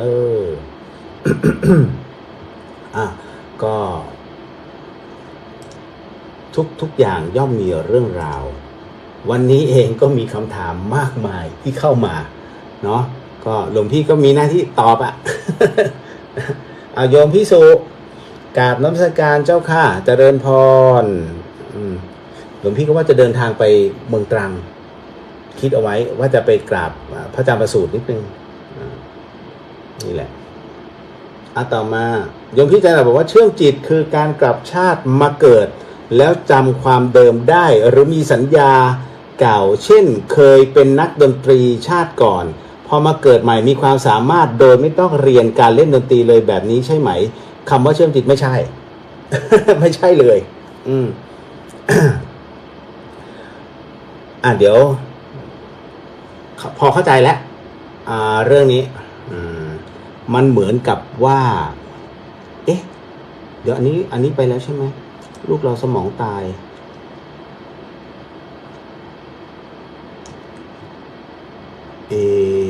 ไม่มั่นใจหลวงพี่ตอบไปเดี๋ยวอันนี้ที่โยงถามมาว่าการกลับชาติมาเกิดโอกาสเป็นไปได้มีด้วยหรือครับมันจะพิสูจน์ยังไงเหมือนในหนังไหมครับพรหมลิขิตอะไรแบบนี้เวรกรรม โยมเลงมีคู่กันถามพรหมลิขิต เอางี้มันไปประกอบกับที่โยมพี่จันจรัสถามมาพอดีว่าในการเชื่อมจิตนั้นการกลับชาติมาเกิดจำความเดิมได้ หรือสัญญาเก่าได้อะไรแบบนี้ต้องบอกก่อนว่าหลวงพี่ไม่เข้าใจเรื่องการเชื่อมจิตของเด็กเขาเนาะแต่ว่าถ้าถามว่าสัญญาเก่าเขามีใช่ไหมหลวงพี่ตอบว่ามีคือคุณโยมต้องเข้าใจว่าเด็กอายุ 7-8 ขวบเนี่ยเอาข้อธรรมมาโดยที่ยกมาตอบสดถ้าเป็นอย่างนี้ถ้าตอบสดแล้วก็โดยไม่มีการเซตขึ้นมาเลยนะไม่มีการท่องบทอะไรก็ตามเนี่ยเขาเรียกว่าสัญญาเก่าเนี่ยเข้ามาแต่คราวนี้เห็นว่าอะไรนะเป็นอะไรนาคาอะไรทุกอย่างคือถ้าเป็นนาคาเป็นนาคเนี่ยก็ต้องบอกว่าไม่ใช่พระอรหันต์มาเกิดนะหมดสิทธิ์คือคำว่าพระอรหันต์เนี่ยคือหมดหน้าที่หมดการงานท่านทรงดำรงธาตุขันธ์จะสมมติว่ามีพระรูปหนึ่งเป็นพระอรหันต์อยู่ในปัจจุบันที่ท่านเป็นพระอรหันต์อยู่ปัจจุบันนั้นท่านยังทำหน้าที่อยู่ไหมท่านยังทำหน้าที่อยู่แต่จริงๆแล้วหมดหน้าที่ฟังดีๆนะท่านยังทำหน้าที่อยู่แต่ท่านหมดหน้าที่ท่านทำหน้าที่ในการดำรงธาตุขันธ์เพราะยังไม่ถึงวาระดำรงธาตุขันธ์เพื่อเป็นกำลังใจและตอบคำถามแล้วก็ในเรื่องของการแสดงธรรมให้กับเหล่าหมู่ของผู้ที่กำลังจะก้าวเข้าสู่ตรงนี้ติดขัดตรงไหนท่านจะเป็นคนที่บอกด้วยกันแต่ทางไหนนั้นตอบไม่ได้มันแล้วแต่อันนี้เข้าใจใช่ไหมผู้เป็นอรหันต์แต่เมื่อเป็นพระอรหันต์แล้วนะหลังจากนั้นสำหรับที่ได้มรณกรรมไปแล้วได้มรณภาพลงไม่มีการกลับมาเกิดนะเพราะว่าดวงจิตอันบริสุทธิ์นั้นหมดแล้วซึ่งการเกิดหาที่เกิดไม่ได้อันนี้เข้าใจเนาะเพราะฉะนั้นในกรณีตรงนี้ ถ้าบอกว่าเป็นองค์นาคานี่คือนาคถูกไหมนาคคือจัดอยู่1 ใน 4เดรัจฉานที่หลวงพี่เคยอธิบายไว้นะในเรื่องของเดรัจฉานตรงนี้เดรัจฉานตัวนี้เป็นเดรัจฉานแบบไหนเป็นเดรัจฉานเรียกว่าเป็นเดรัจฉานพิเศษคือได้รับความเมตตาจากองค์พระสัมมาสัมพุทธเจ้าแต่ไหนแต่ไรอยู่แล้วนาคเป็นผู้ที่คอยเฝ้าและดูแลการเกิด ขององค์พระสัมมาสัมพุทธเจ้าจำได้ไหมตอนที่องค์พระสัมมาสัมพุทธเจ้านั้นท่านอธิษฐานว่าเราได้ตรัสรู้เนี่ยจริงหรือเปล่าที่ท่านลอยถาดทองคำจำได้ไหมแล้วลอยทวนน้ำแล้วก็หล่นไปกิ๊กแล้วก็มีตรงนั้นเองเนี่ยมีพญานาคตัวหนึ่งนอนอยู่แล้วก็ตกใจฮะอ้อพระพุทธเจ้ามาเกิดแล้วหลับต่อเฝ้าถาดทองคำเห็นไหมนั่นคือผู้ที่มีบุญน่าคือเดรัจฉานที่มีบุญนะไม่ใช่ว่าเดรัจฉานไม่ดีนะเพราะฉะนั้นณตรงนี้นี่เองหลายๆท่านสงสัยใช่ไหมเราวงนาคหรือเปล่าหมายถึงว่าเราเป็นผู้ที่นับถือพญานาคหรือเปล่าแล้วทำไมเราต้องนับถือพญานาคหลวงพี่บอกเลยว่าผู้ที่นับถือพญานาคแล้วทำอะไรแล้วสมดังใจทุกประการถูกต้องเลยครับท่านคือหนึ่งในหมู่ของสาวกเหล่านาคนาคนั้นดูแลในเรื่องของทรัพย์สินนะขออนุญาตหลวงพี่ต้องขยับตรงนี้นิดนึงเพราะว่าหน้าตามันลายเนาะ เอาล่ะเพราะฉะนั้นในส่วนตรงนี้นี่เองเนี่ยหลวงพี่ถึงได้บอกว่าถูกต้องแล้วท่านคือหนึ่งในวงที่พูดถึงเป็นสมุนเป็นบริวารของนาคที่มีโอกาสได้กลับมาเป็นมนุษย์อีกครั้งหนึ่งอย่างเช่นบุญถึงพร้อมไงท่านถึงมาเกิดเป็นมนุษย์อีกรอบหนึ่งเพื่อที่จะทำบารมีต่อไปสังเกตไหมพวกนี้เพราะอะไรก็เพราะว่านาคนั้นเป็นผู้ที่ได้รับความไว้วางใจในเรื่องของดูแลทรัพย์สินเพราะฉะนั้นนาคที่จะรวยทรัพย์มากรวยล้นด้วยบารมีและทรัพย์สินดังนั้นเนี่ยใครที่อยู่ในวงนาคก็คือเป็นตระกูลที่ค่อนข้างจะมีทรัพย์สินแบบนี้เยอะแล้วช่วงที่เป็นนาคอยู่นั้นหรือว่าเป็นสมุนของนาคนั้นอธิษฐานแล้วบุญถึงพร้อมตอนที่ตายลงขอเป็นมนุษย์เพื่อจะได้สัมผัสความเป็นมนุษย์สักครั้งหนึ่ง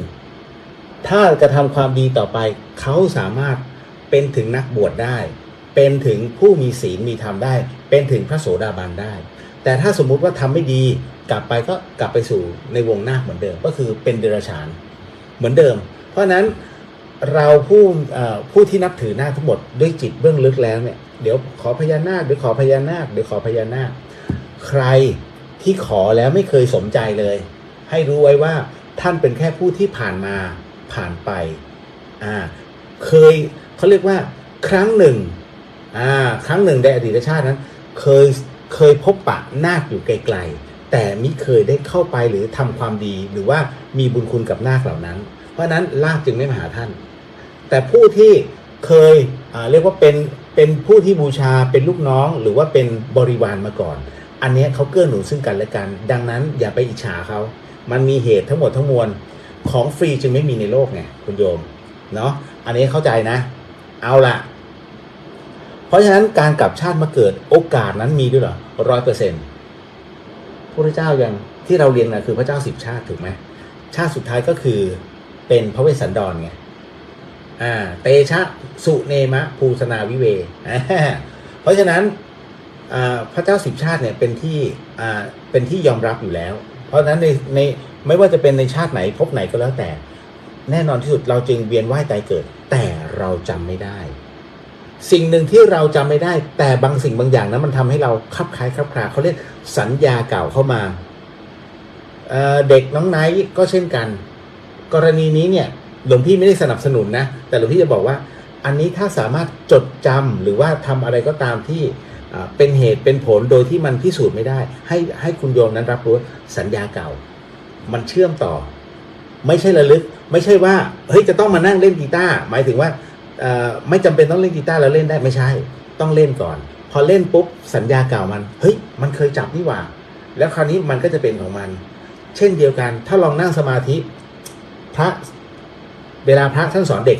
นั่งสมาธิลูกเด็กบางคนงอแงแม่จะกลับบ้านแม่จะกลับบ้านไม่เอาเบื่ออันนี้เขาเรียกว่าเป็นประเภทที่ยังไม่ถึงเวลาแต่มันก็จะมีเด็กอีกประเภทหนึ่งชอบมากนั่งสมาธิจำได้ไหมจะมีประเภทนี้นั่งแบบนั่งแล้วลึกเลยแล้วครูสมาธิก็จะบอกถอนได้แล้วอย่าเพิ่งไปเที่ยวยังไม่ถึงเวลามีเพราะนั้น จิตเด็กเนี่ยเขาจะบริสุทธิ์พอบริสุทธิ์เสร็จปุ๊บเนี่ยเขาก็จะไปอันนี้มันแรงไปใช่ไหมแสงมันแรงไปเดี๋ยวขอหลวงพี่ไปปิดม่านก่อนเนาะแป๊บหนึ่ง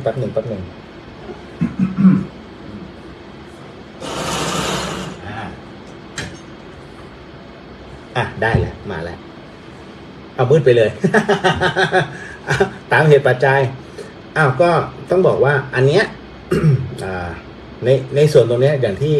หลวงพี่ว่าว่ามันเป็นการเชื่อมต่อของสัญญาเดิมพอทุกคนมีหมดนะอย่างที่หลวงพี่จะบอกว่าคุณโยมเคยไปสถานที่บางสถานที่ที่คุณโยมไม่เคยไปเลยแต่พอไปถึงเฮ้ยคุ้นว่ะคุ้นคำว่าคุ้นเนี่ยอยากจะบอกว่ามันคือคุณโยมมาเคยมาแล้วแต่ว่ามาไม่ใช่ชาตินี้หรอกมันมาแบบตั้งแต่เมื่อไหร่ไม่รู้ไม่มีใครรู้แต่มันคุ้นแล้วมันก็มองไปรอบๆว่ะเหมือนว่าเราเคยอยู่ตรงนี้มาก่อนนี่คือเดจาวูเฮ้ยมันรู้สึกได้แล้วมันก็คุ้นเคยตรงนั้นแต่พอเปลี่ยนมุมปุ๊บไม่ใช่แล้วเราไม่เคยมาเลยแต่พอกลับมามุมยังไงก็ใช่นั่นแหละภาพตรงนั้นในช่วงเวลาเขาเรียกถ้าย้อนกลับไปจุดตรงนั้นเนี่ยมันมีความหมายกับคุณโยมมันจึงบันทึกภาพแห่งความจดจำหรือว่าเขาเรียกว่าภาพอันสวยงามที่มันถูกบันทึกเข้าไปเบื้องลึกแต่บัดนี้เมื่อมาถึงที่ตรงนั้นจึงเกิดขึ้นแล้วสังเกตไหมคนเนี่ยเวลาไปตายนอกสถานที่เกิดที่โรงพยาบาลหรือเกิดที่บ้านแต่ไปตายที่อื่นตายตรงไหนนั่นแหละเป็นเหตุที่เก่าที่เราเคยอยู่ที่เราเคยทำที่เราเคยเป็นอยู่ตรงนั้นเลยนั่นแหละเพราะฉะนั้นผู้ที่เคยอยู่ณตรงนั้นมาก่อนมักจะตายอยู่ตรงนั้นแต่ที่บอกว่าคนเราเมื่อเกิดมาแล้วเนี่ยชีวิตมันจะวนเวียนกับสถานที่ใกล้ๆหลวงพี่บอกไม่จริงกรณีของหลวงพี่ดูคลิปหลายๆคนที่ไปสรุปแบบนั้นจะบอกว่ากรณีของพระอาจารย์ภาสกรหลวงพี่ภาสกรเลยเกิดที่กรุงเทพถูกไหมหลวงพี่ท่านเนี่ยเรียนจบจุฬาบวชก็บวชอยู่ที่กรุงเทพแต่มีเหตุให้จะต้องมาปฏิบัติธรรมที่อาทิตย์วังโสแล้วจากนั้นมีเหตุให้ต้องมาอยู่ที่วัดสายหินไปมาปรากฏว่ากระดูกของท่านในอดีตชาติอยู่ที่วัดสายหินอันนี้หลวงพี่ไม่ได้พูดเองก็เป็นเรื่องราวที่เขามีการพิสูจน์เกิดขึ้นเป็นที่เรียบร้อยว่าแท้จริงแล้วอาจารย์ภาสกรคือบุคคลคนหนึ่งซึ่งมีกู่หรือว่าเป็นที่เก็บกระดูกเก่าอยู่บนวัดฝายหินที่หลวงพี่อยู่เนี่ยแต่หลวงพี่เองก็ไม่รู้นะว่าหลวงพี่เกี่ยวข้องกับวัดฝายหินอย่างไรอันนี้ไม่รู้จริงเพราะว่าของกรณีหลวงพี่ภาสกรเนี่ยท่านรับรู้เพราะว่ามีครูบาอาจารย์เนี่ยบอกแล้วบอกชื่อนามสกุลเสร็จปุ๊บท่านก็เลยไปสืบค้นหานี่มันมีเหตุของมันเพราะฉะนั้นในเรื่องของการกลับชาติมาเกิดเนี่ยหลวงพี่เชื่อแล้วก็ไม่ใช่ในขณะที่หลวงพี่จัดรายการเกี่ยวกับจิตวิญญาณเนี่ยมาเป็นระยะเวลา16 ปีหลวงพี่เจอเหตุการณ์แบบนี้อยู่เรื่อยๆแต่มันเหนือการพิสูจน์เราหลวงพี่ไม่ใช่นักสืบโซเชียลหลวงพี่ไม่ใช่ประเภทพวกสืบสวนสอบสวนที่ไหนไปถึงที่ไหนป้าพักไม่ว่างขนาดนั้นแต่รับรู้ว่าโอเคถ้าในเมื่อกล้าที่จะเล่าหลวงพี่ก็กล้าที่จะเชื่อแต่พอเขาเล่าบางเรื่องเนี่ยแต่หลวงพี่คัดออกตีตกไปหลายเรื่องนะเพราะดูว่าไอ้นี่มันเรื่องแต่งนี่หว่าแล้วก็เลยก็จะไม่ให้ออกอากาศอะไรคือมันตัดสินใจได้มันรับรู้ด้วยเซนส์ว่าเรื่องนี้ไม่ใช่เรื่องนี้ไปอ่านเข้ามาเรื่องนี้เอาของคนนี้มาแต่เรื่องนี้ใช่มันจะบอกของมันอยู่ นะเพราะฉะนั้นในเรื่องของการกลับชาติมาเกิดโอกาสเป็นไปได้ไหมมีด้วยหรือครับมี 100% การกลับมาขอว่าใช้คำว่า 99% เพราะผู้ไม่กลับมาเกิดก็มีนั่นหมายถึงว่าผู้ที่บรรลุธรรมขั้นสุดแล้วก็ถึงพระนิพพานแล้วก็จะไม่กลับมาเกิดแล้วท่านก็จะรู้ตัวของท่านว่าใครยังไงมันจะพิสูจน์ยังไงเหมือนในหนังไหมครับ ผมลิขิตไม่เหมือนไอ้นั่นว่าไปหลวงพี่เห็นแล้วแวบนึงนะก็คืออะไรนะคัมภีร์เลยวะอะไรกิตนะกาลีอะไรใช่ไหมนั่นแหละ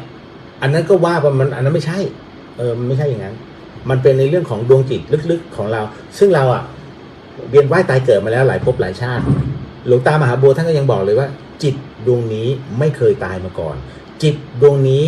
เกิดมาแล้วเป็นอนันตการนั่นหมายถึงว่าเกิดมาช้านานแล้วยังเวียนว่ายตายเกิดเวียนว่ายตายเกิดจำได้ไหม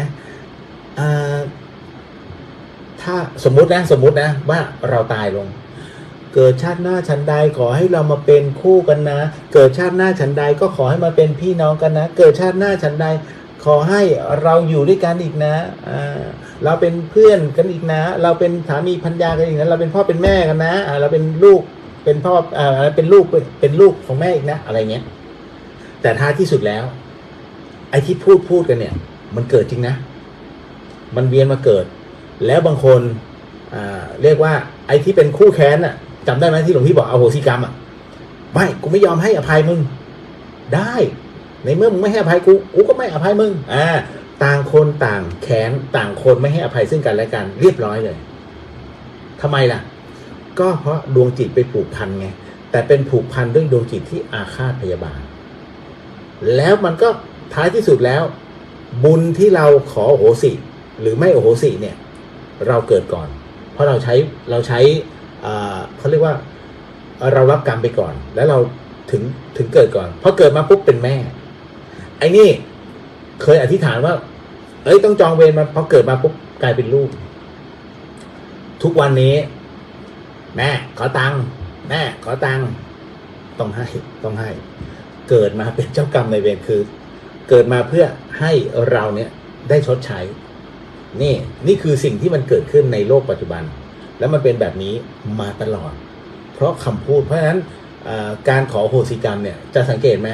น้อยมากที่ลูกจะขออโหสิกรรมกับแม่ ไม่เอาเดี๋ยวกูขาดทุน เห็นไหมเรื่องราวเหล่านี้น่าคิดนี่แหละเพราะฉะนั้นอันนี้ต้องบอกว่าให้คุณโยมนั้นพิจารณาเอาตามเหตุนะไม่หลวงพี่ไม่สามารถจะไปบอกได้เลยว่าเรื่องนี้จริงเรื่องนี้ไม่จริงแต่ถ้าในหลักศาสนาพุทธเราเชื่อมั่นว่าการกลับชาติมาเกิดเนี่ยแน่นอนที่สุดเราก็ต้องมีเหตุตอนนี้อย่างที่ดังๆคุณไพศาล สัญชัยก็บอกเลยชาตินี้มาเกิดเป็นนายตรงนี้แต่สิ่งหนึ่งที่ให้สังเกตคือชาติก่อนชื่อนายชาตินี้เกิดเป็นนางอยู่บ้านเลขที่นี้เห็นไหมทำไมเกิดเป็นผู้หญิงหลวงพี่เขียนใน Facebook ว่าสังเกตไหมว่าผู้ปฏิบัติธรรมตอนนี้มีผู้หญิงมากกว่าผู้ชายทำไมล่ะนั่นเพราะว่าผู้หญิงนั้นรู้ในเรื่องของทุกข์แต่สิ่งหนึ่งที่ผู้หญิงนั้นเพศหญิงนั้นถูกคำสาปเอาไว้คือเป็นเพศที่ไวต่อกามคำว่าไวต่อกามนั้นหมายถึงว่าไวต่อความอยากได้อยากมีและอยากเป็นถูกไหมลองดิตัวเซลล์มาเนี่ยเสื้อโอ้โหเสร็จมาแล้วคราวนี้ตัวเซลล์มานี่จบเลยนะ เราปฏิเสธไม่ได้ถ้าตัวเซลล์มาเข้าก่อนเลยเพราะฉะนั้น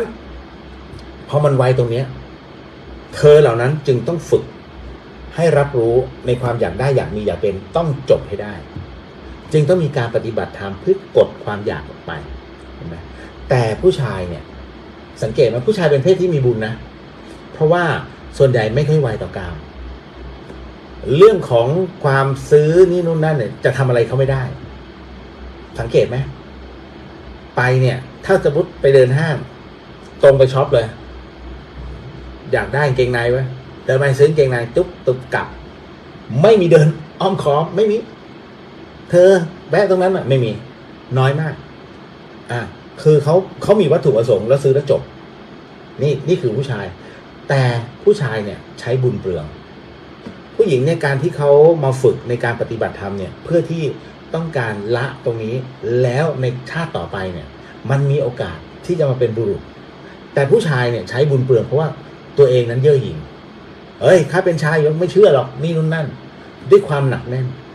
เขาลองให้มาเป็นผู้ชายดูแล้ว ถ้ายังไม่เชื่อก็เตรียมตัวเปลี่ยนบุญไม่ทำนะกรรม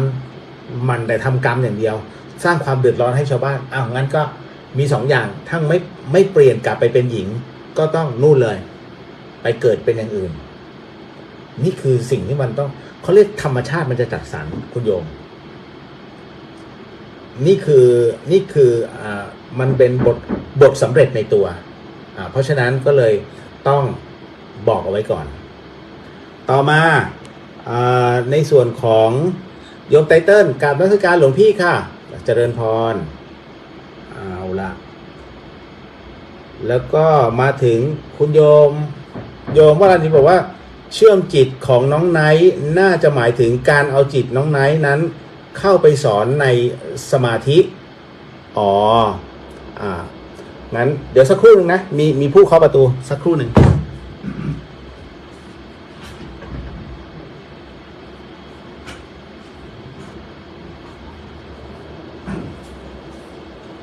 เดี๋ยวสักครู่หนึ่งพอดีมาต่อ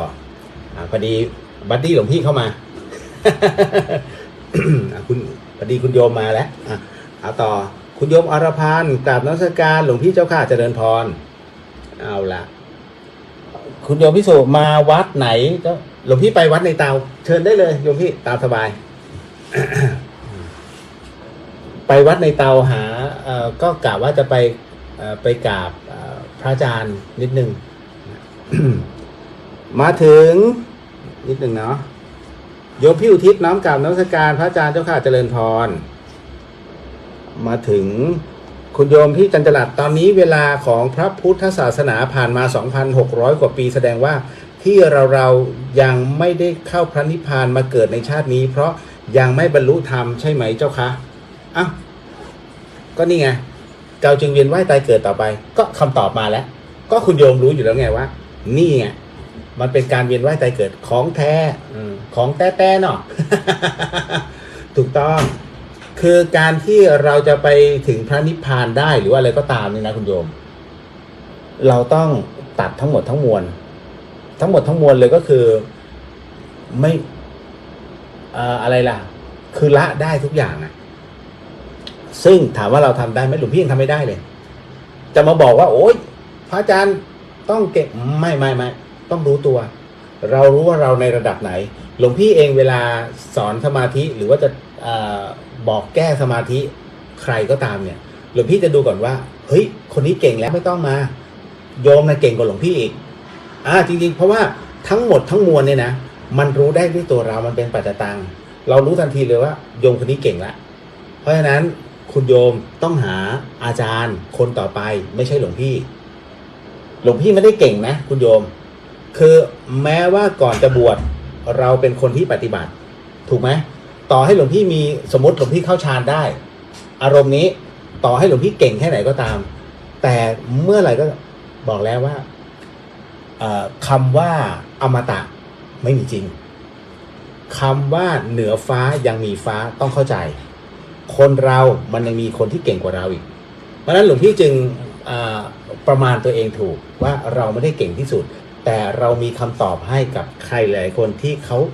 เรียกว่ามีข้อสงสัยแค่นั้นเลยเนาะเข้าใจเนาะเอาละต่อมาตามสบายนะโยมพี่ ไม่มีปัญหา ต่อมาอยากทราบว่ามือถือคนตายเราจะทำยังไงกับมันดีบางทีมันก็ดังขึ้นก็กลัวกันทั้งบ้าน คืออย่างนี้มือถือคนตายเดี๋ยวบอกนะเอาไปถวายวัด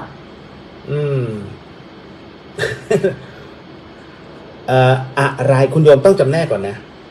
อะไรที่มันใช้ได้ก็เอาไว้ใช้เถอะคนตายใช้ไม่ได้ไอ้ที่ดังเปลี่ยนซิมเอาไปล้างเครื่องจะไปกลัวเพื่ออะไรเนี่ย หลวงพี่ก็ไม่เข้าใจหลวงพี่ยังมีของที่ผู้เสียชีวิตเนี่ยใช้อยู่แล้วก็หลวงพี่ก็เก็บเอาไว้ก็ยังมีนาฬิกาหนึ่งนะมีนาฬิกายังเก็บไว้2 แหวนของโยมแม่ย่าแม่ชีย่าให้ไว้หลวงพี่ก็เก็บไว้ แล้วเป็นทับทิมสยามด้วยจริงๆเมื่อก่อนมันจะมีใช่ไหมเป็นแหวนเป็นแหวนทองมันเหมือนแบบมีสีแดงเพราะเป็นทองสมัยก่อน แล้วก็มีทับทิม3 เม็ดเขาเรียกทับทิมสยามหลวงพี่จำได้แม่ย่าเสร็จปุ๊บก็ถอดให้เลยไปเก็บแล้วก็มีพระซึ่งทั้งหมดทั้งมวลเนี่ยท่านเสียชีวิตหมดแล้วแต่ทำไมหลวงพี่ยังเก็บก็ไม่เป็นไรหลวงปู่มั่นภูริทัตโตครั้งหนึ่งมีหลวงตารูปหนึ่งที่ปฏิบัติธรรมกับท่านที่บ้านผือนะปรากฏว่าในขณะที่ท่านฉันภัตตาหารท่านฉันจังหันเช้าอยู่ก็มีโยมมีพระรูปหนึ่งมารายงานบอกว่าหลวงพ่อครับพอดีหลวงตาท่านมรณภาพอยู่ในกุฏิหลวงปู่มั่นท่านก็ยังฉันจังหันต่อจนเสร็จแล้วพระลูกวัดแต่ละรูปก็ตกใจที่ท่านมารายงานแบบนั้นแต่หลวงปู่มั่นไม่ท่านก็ยังฉันภัตตาหารเสร็จปุ๊บท่านก็บอกก็ฉันสิก็คนตายก็ตายไปไอเรายังมีอยู่มีลมหายใจก็ฉันไปก่อน หลวงปู่มั่นพอเสร็จปุ๊บ ท่านก็ไปที่กุฏิพอฉันเสร็จนะท่านก็เดินไปที่กุฏิก็ไปดูก็ไปบอกให้ไปเรียกเจ้าหน้าที่อะไรมาเป็นที่เรียบร้อยเจ้าหน้าที่ก็มาบันทึกเสร็จปุ๊บ พอถึงตรงนั้น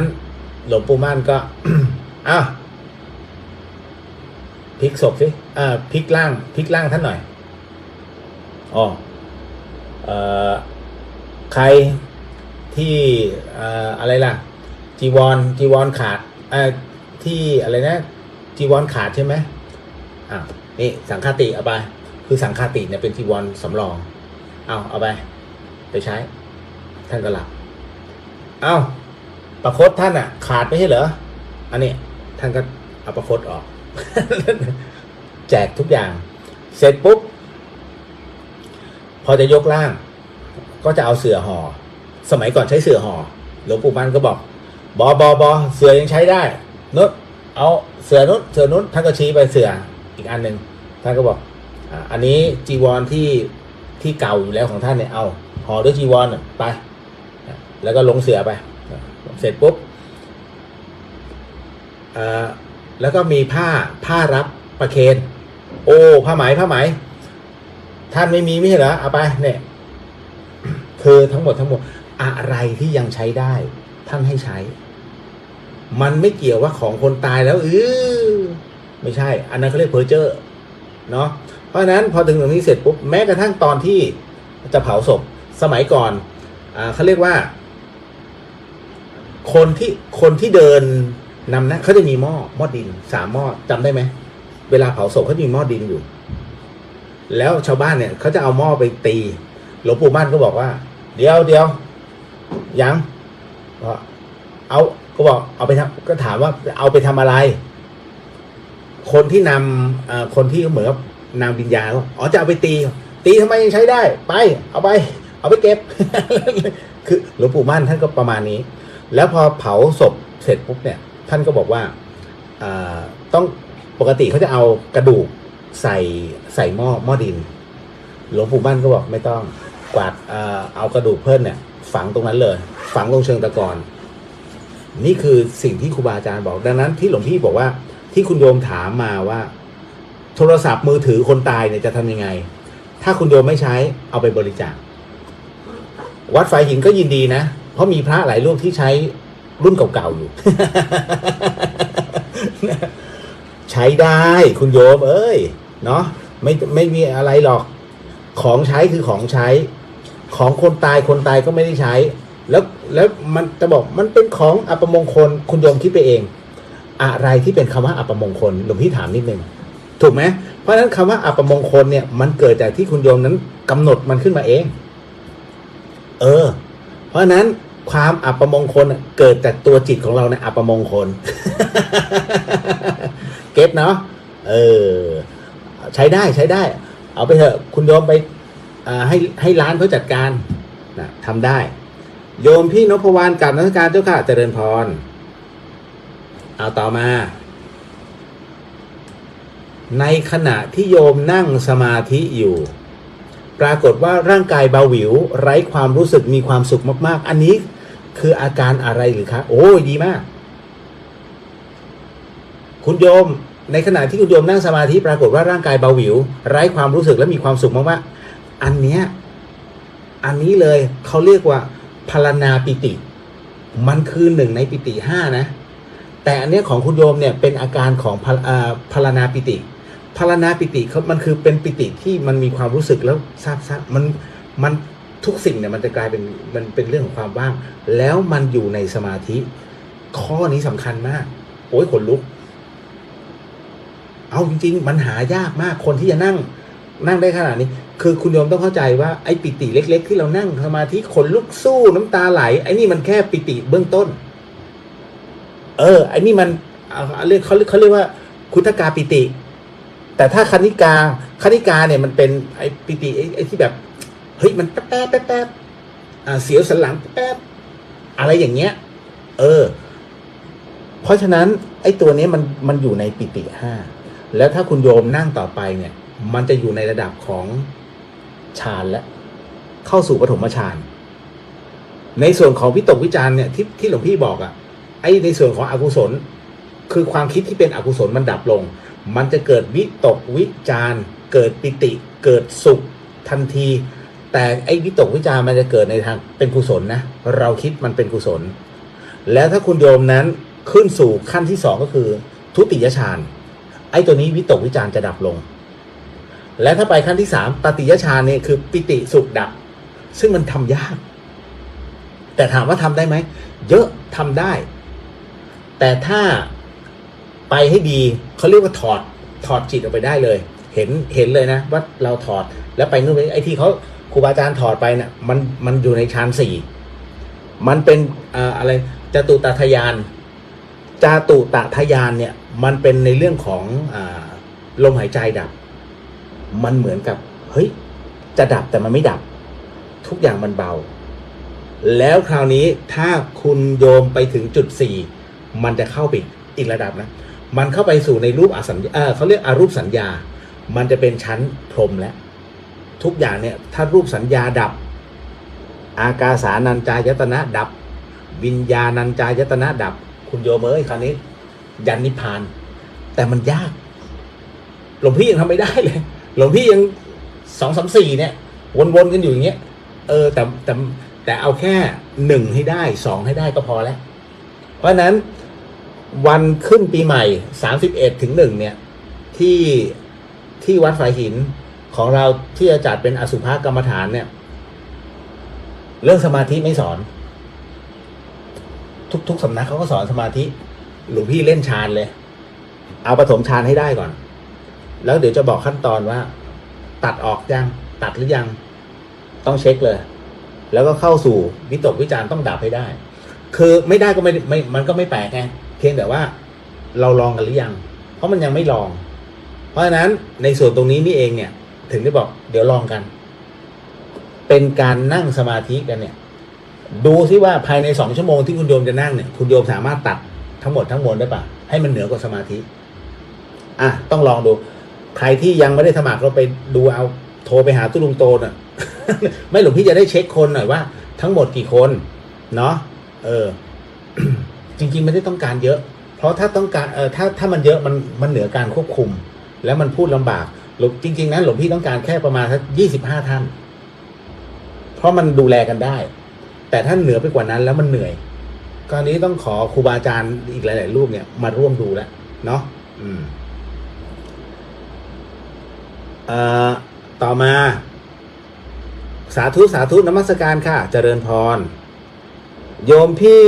จันจรัสบอกว่าเวลามีคนตายญาติพี่น้องจะนำรถยนต์ของใช้คนตายนำไปถวายวัดชั่วคราวพอทำพิธีเสร็จก็เอาคืนต่างบอกว่าคนตายจะต้องนำไปใช้ในภพของเขาอีกเมื่อไหร่ความคิดแบบนี้จะหมดไปก็นั่นน่ะสิคือถ้าเผารถแล้วเอารถไปใช้ในเผาภูมิได้นี่ตำรวจเผาใบสั่งเพียบเลยนะตำรวจต้องเผาใบสั่งไม่งั้นขับรถชนกันตาย มันไม่ได้หลวงพี่บอกว่ามันเป็นความสบายใจ หลวงปู่หลวงตาถามว่ากงเต็กที่ทำกันไปเผานู่นเผานี่เนี่ย สรุปแล้ววิญญาณได้ไหมฟังเป็นนิยายคุณโยมหลายคนก็บอกว่าโอ้วิญญาณมาเข้าฝันแล้วก็บอกว่าฮัลโหลตอนนี้ที่เผาโทรศัพท์ไปใช้ได้แล้วนะได้รับที่อยู่แล้วนะโอ้เผาไปให้พ่อแม่ครูบาอาจารย์เนี่ยท่านก็บอกเลยเพอเจอร์ถามว่าทำได้เหรอในปรโลกด้วยความที่เป็นปรโลกประนะไม่ใช่ปรสิตปรโลกหรือว่าไม่ใช่วัณโลกปรโลกหมายถึงว่าอีกหนึ่งภพเขาเรียกว่าเป็นภพคู่ขนานณตรงนี้คุณโยมต้องเข้าใจอย่างหนึ่งว่าเขาเรียกแดนสุขาวดีทั้งหมดทั้งมวลมันมีพร้อมอยู่แล้วถ้าบุญถึงพร้อมแล้วต้องขึ้นเนี่ยมันใช้ได้ตามปกติหลวงพี่เองเนี่ยตอนที่หลวงพี่ตายหลวงพี่ไม่ได้ขึ้นหลวงพี่ก็ไม่ได้ลงแต่หลวงพี่อยู่ณจุดนั้นแล้วหลวงพี่จึงไม่สามารถที่จะบอกได้เลยว่าเฮ้ยมันมีนะเรื่องราวเหล่านี้พูดไม่ได้ถือว่ามุสาแต่ในขณะเดียวกันตอนนี้เห็นไหมคุณโยมไพศาลแสนชัยซึ่งตอนนี้กำลังดังเลยก็พูดถึงแล้วก็ในรูปแบบต่างๆที่มันเกิดขึ้นณตอนนี้นะก็จะบอกเลยว่าเป็นห่วงของศาลาที่นั่งแล้วปฏิบัติธรรมคนที่ตายไปทั้งนั้นนะที่ไปนั่งปฏิบัติธรรมอยู่ตรงนั้นเพื่อเขาต้องทำบารมีกันต่อไม่ได้พูดถึงกงเต็กเลยที่เผากันไปอย่างครูบาอาจารย์อีกหลายๆท่านเนี่ยที่บอกว่าพอเผา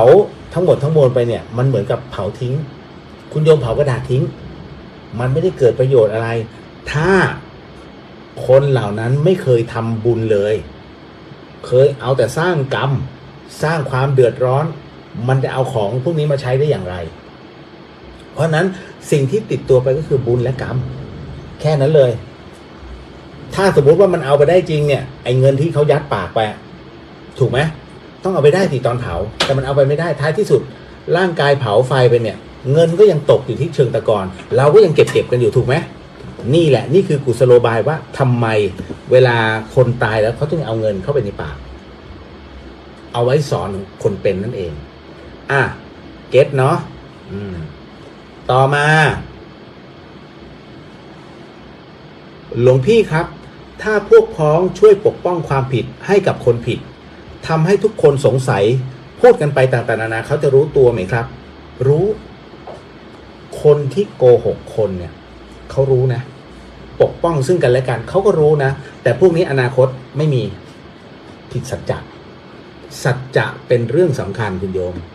คนเราถ้าผิดสัจจะหนึ่งครั้งความเชื่อถือจะหายไปเช่นอะไรล่ะทุกยุคทุกสมัยเราจะเห็นไหมแวะการเมืองหน่อยได้ไหม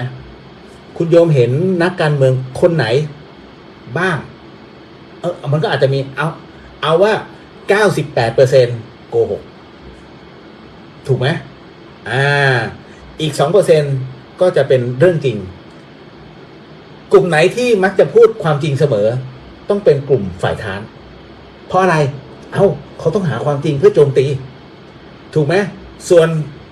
ฝ่ายแก้ตัวเขาก็ต้องหาเรื่องราวต่างๆเนี่ยที่มาปัดในเรื่องตรงนั้นมันก็สนุกตรงนี้แล้วพอกลับกันฝ่ายค้านไปเป็นฝ่ายรัฐบาลไอ้ฝ่ายรัฐบาลเป็นฝ่ายค้านเหมือนกันไอ้คนที่พูดความจริงฝ่ายค้าน ไม่สังเกตเหรอเราก็จะได้รับข้อมูลฝ่ายค้านปัญหามาอย่างนี้อันนี้ไม่ได้เข้าข้างใครแต่หลวงพี่กำลังยกตัวอย่างว่าเวลาฟังเราต้องพิจารณาก่อนว่ามันเป็นอย่างนี้นะนี้แล้วเราก็จะรู้ว่าใครเป็นใครแต่คนไทยไม่ชอบจดชื่อไม่ชอบจดว่าใครวะเคยทำผิดมาแล้วไม่รอทุกอย่างมีเหตุการณ์ใหม่ขึ้นมาแล้วกลบเหตุการณ์เก่าคนไทยก็จะลืมเหตุการณ์นี้ไปแต่ฝรั่งเขาไม่ใช่สิ่งหนึ่งที่ทำให้กฎหมายไทยนั้นเสื่อมความศักดิ์สิทธิ์ก็คือการให้อภัยกันถึงเวลาช่วงปีใหม่ต้องได้รับการอภัยอาจจะเป็นวันเกิดอธิบดี อะไรอย่างเงี้ยเป็นต้นซึ่งมันไม่ใช่ไงเมืองนอกนี่เด็ดขาดตลอดชีวิตคือตลอดชีวิตมากประหารเพราะอะไรเปลืองข้าวรัฐคือบางประเทศเขาบอกว่าเป็นบุคคลไร้ซึ่งคุณภาพปล่อยไปก็แค่นั้นมันก็เป็นอย่างนี้มันก็เป็นอะไรที่บางทีเราก็ฟังมันก็มีเหตุผลของเขาเนาะแต่เราซึ่งเราเป็นเมืองพุทธเรามีความเมตตา เราก็รับฟังในส่วนของเราเช่นกัน เราก็ฟังและเอามาวิเคราะห์ แต่ก็ไม่สามารถที่จะไปสนับสนุนหรือส่งเสริมได้ไม่แค่พิจารณาแล้วให้มันดับไปจบนี่คือหน้าที่ของเราทุกคนแต่ถามว่ามันต้องไฟท์ไหมมันแล้วแต่มันจะมีบุคคลที่เขาจะไฟท์ของเขาอะเนาะตรงนี้โยมแมมการนักการหลวงพี่ค่ะเพิ่งเข้ามาค่ะเอาเจริญพรเพราะฉะนั้นกรณีของคนที่ช่วยปกปิดเพื่อนพ้องเนี่ยเขารู้ตัวแน่นอนที่สำคัญอนาคตเนี่ยก็เรียกว่ามองหาความสุขไม่เจอสัจจะนี่แหละตัวดีคนจะไม่เชื่อถือมันพังยิ่งโกหกยิ่งพังก็รอดูกันต่อไปเนาะต่อมามีอะไรอีกเนี่ยหากเราหยิบตะปูในวัดออกมาแบบนี้ถือว่าขโมยจะเข้าข่ายเปรตไหมจะเหลือเหรอคุณโยมอะไรก็ตามที่อยู่ในวัดถือว่าเป็นของวัดยกเว้นอย่างนี้มันมีเหตุตรงที่ว่าอย่างสมมติวัดไฟหินเนี่ย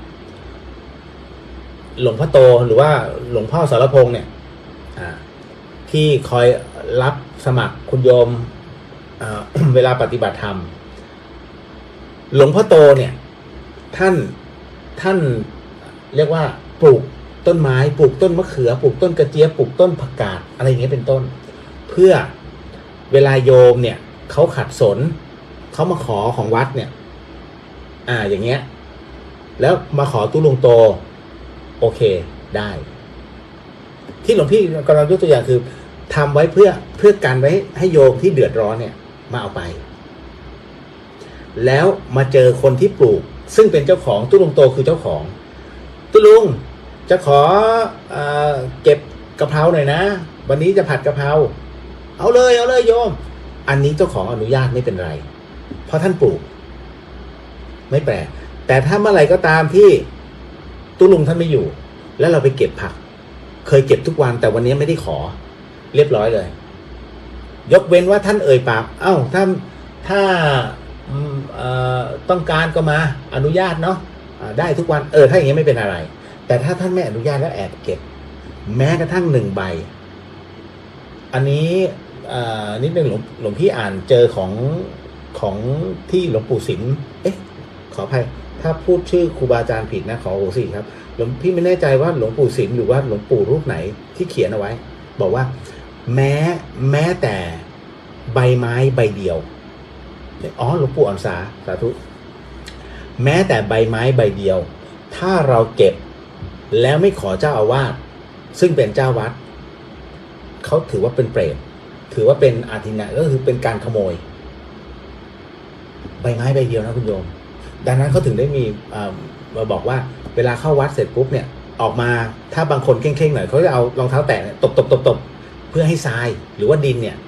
มันอยู่ในวัดไม่ให้ติดตัวเราไป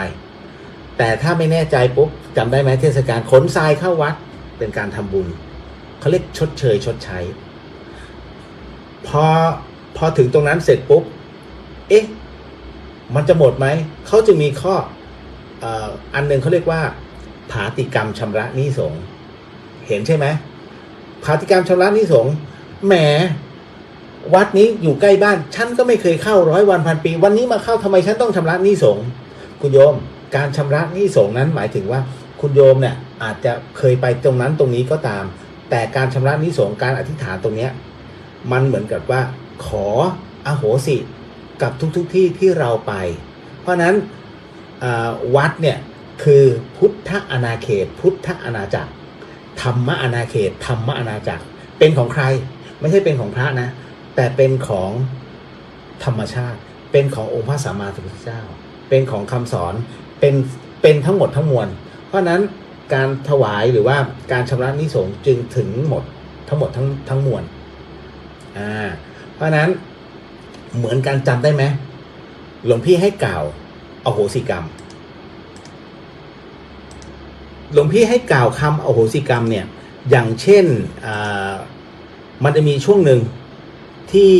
พูดถึงเดี๋ยวนะขอหลวงพี่ดูก่อนที่พูดถึงในส่วนของการขออโหสิไม่ว่าจะเป็นเรื่องของอย่างเช่น สัมมาสัมพุทโธปมาเทนะสวากขาโตภควตาธัมโมปมาเทนะสุปฏิปันโนรัตนัตตะเยทานบารมีทานอุปบารมีอะไรพวกนี้ญาณวิมุตติบารมีญาณวิมุตติอุปบารมีมรรคผลนิพพานบารมีเฮ้ยซึ่งเรายังไม่เคยปฏิบัติเลยนะคำเหล่านี้คุณโยมมันไม่ได้พูดถึงในปัจจุบันนี้แต่คุณโยมอาจจะหลายภพหลายชาติเคยจะปฏิบัติหรือปฏิบัติมาแล้วแต่รู้สึกว่ามันไม่เป็นผลก็เหมือนกับปรามาสก็คือการตำหนิติเตียนสิ่งหนึ่งสิ่งใดที่เราปฏิบัติแล้วมันไม่สำเร็จว่าเฮ้ยมันไม่จริงหรอกเพราะนั้นตรงนี้นี่เองเนี่ยเขาจึงมีการขอขมากันไงหลวงพี่จึงบอกว่าอ้าวช่วงต่อไปนี้เป็นการขอขมากันนะญาณวิมุตติบารมีญาณวิมุตติอุปบารมีญาณวิมุตติปรมัตถบารมีนะคือบารมีของญาณของญาณที่เราปฏิบัติหรือขั้นตอนเพิ่มขึ้นหรือมากที่สุดปรมัตถบารมีคือมากล้นที่สุดในเรื่องของการปฏิบัติแต่มันปฏิบัติไม่ได้ปุ๊บเอาละไม่จริงเว้ยกูไม่ทำเรียบร้อยเขาเรียกเป็นการปรามาสอันนี้ก็เลยต้องเบรกเอาไว้ก่อนเนาะเอาละโยมแหม่มว่าเรียนถามค่ะเราตักบาตรให้คนในครอบครัวที่ยังมีชีวิตอยู่กรวดน้ำให้แล้วต้องแจ้งให้เขารู้กล่าวโมทนาทุกครั้งไหมคะบางทีเราทำก็ไม่ได้บอกเขาแต่กรวดน้ำให้เขาเรียกว่าทำศูนย์ได้ศูนย์ไงกรณีแบบนี้เขาเรียกทำศูนย์ได้ศูนย์อะไรคือทำศูนย์ได้ศูนย์ทำและไม่บอกเรามีความปรารถนาดีเราเป็นผู้ได้บุญเพราะเราทำให้แต่ถ้าเขาไม่โมทนาสาธุไม่รับรู้เหมือนกับคุณโยมเทน้ำในอากาศเทน้ำในอากาศไปเรื่อยๆแต่ถามว่าณตรงเนี้ยไอ้บุญที่คุณโยมทำให้เขาหมดไปไหมไม่หมดวันเนี้ยโยมบอกเขาก็ได้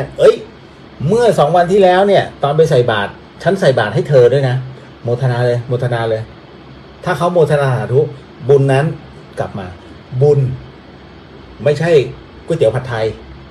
ค้างวันแล้วมันแข็งแล้วก็เสียไม่ใช่บุญเนี่ยคือความสุขความเจริญเมื่อผู้ที่รับฟังว่ามีผู้ทำบุญให้เราปุ๊บเนี่ยแล้วถ้าเขาโมทนาบุญนั้นก็จะถึงเขาทันทีย้อนหลังได้ถ้าเขาไม่ไปทำอะไรก็ตามที่มันทำให้บุญนั้นพร่องไปก็เหมือนกับที่หลวงพี่บอกลืมกรวดน้ำค่ะแต่ว่า2 วันแล้วที่เราได้ทำบุญเป็นบุญใหญ่ปรากฏว่าหนูไม่ได้กรวดน้ำจะทำได้ไหมได้แต่ไอ้2 วันที่ผ่านมาคุณโยมได้ทำอะไรที่มันเป็นนอกเหนือไปกับข้อศีลไหมก็ไม่มีอะไรมีแต่มีเตะหมาไปครั้งนึงค่ะมันกระเพกเลยค่ะมันก็ร้องกลับเข้าบ้านเห็นไหมหน้าบุญมันโดนตัดไปแล้วเพราะการกระทำของเรา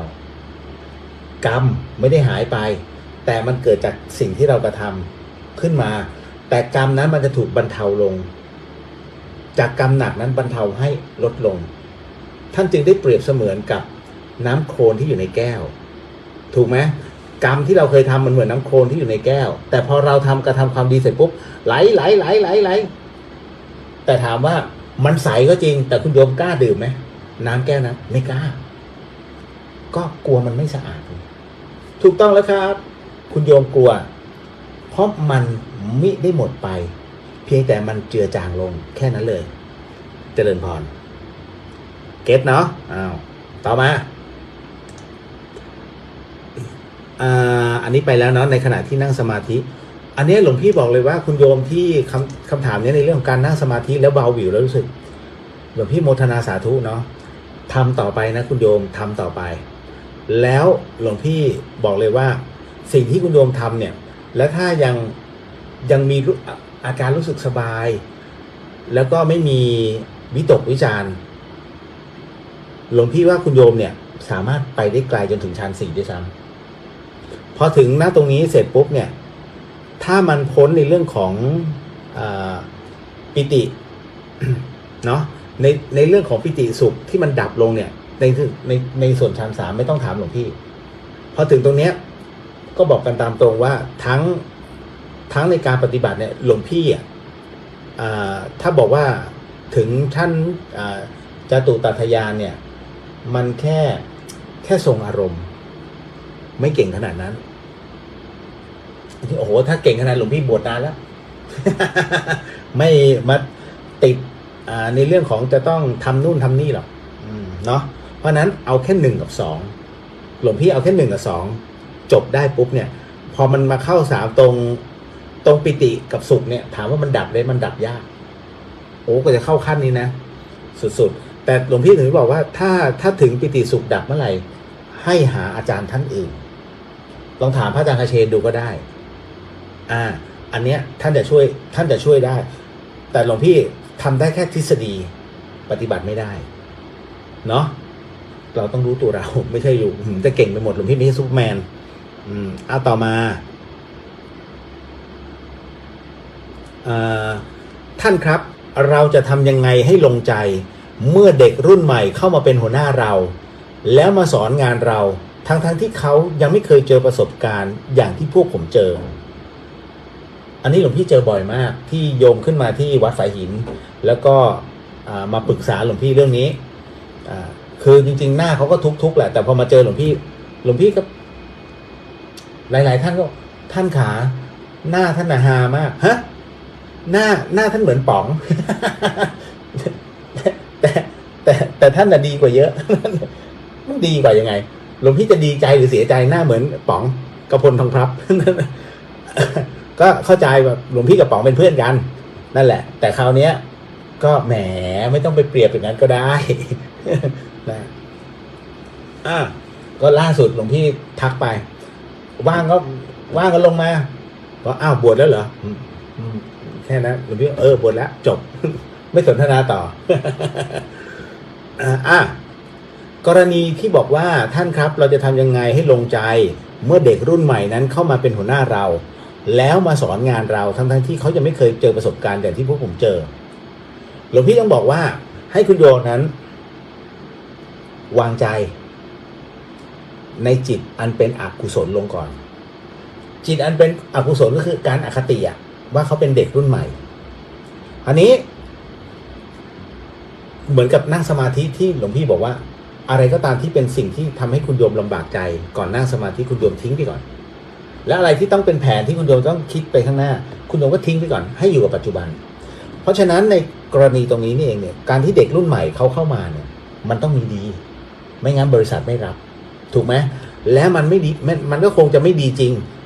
ถึงกับขนาดขึ้นมาเป็นหัวหน้าเรามันต้องมีอะไรบางอย่างหลวงพี่จึงบอกให้คุณโยมวางในสิ่งที่เป็นความคิดอกุศลทิ้งไปก่อนแล้วให้คุณโยมนั้นเตรียมไว้2 อย่าง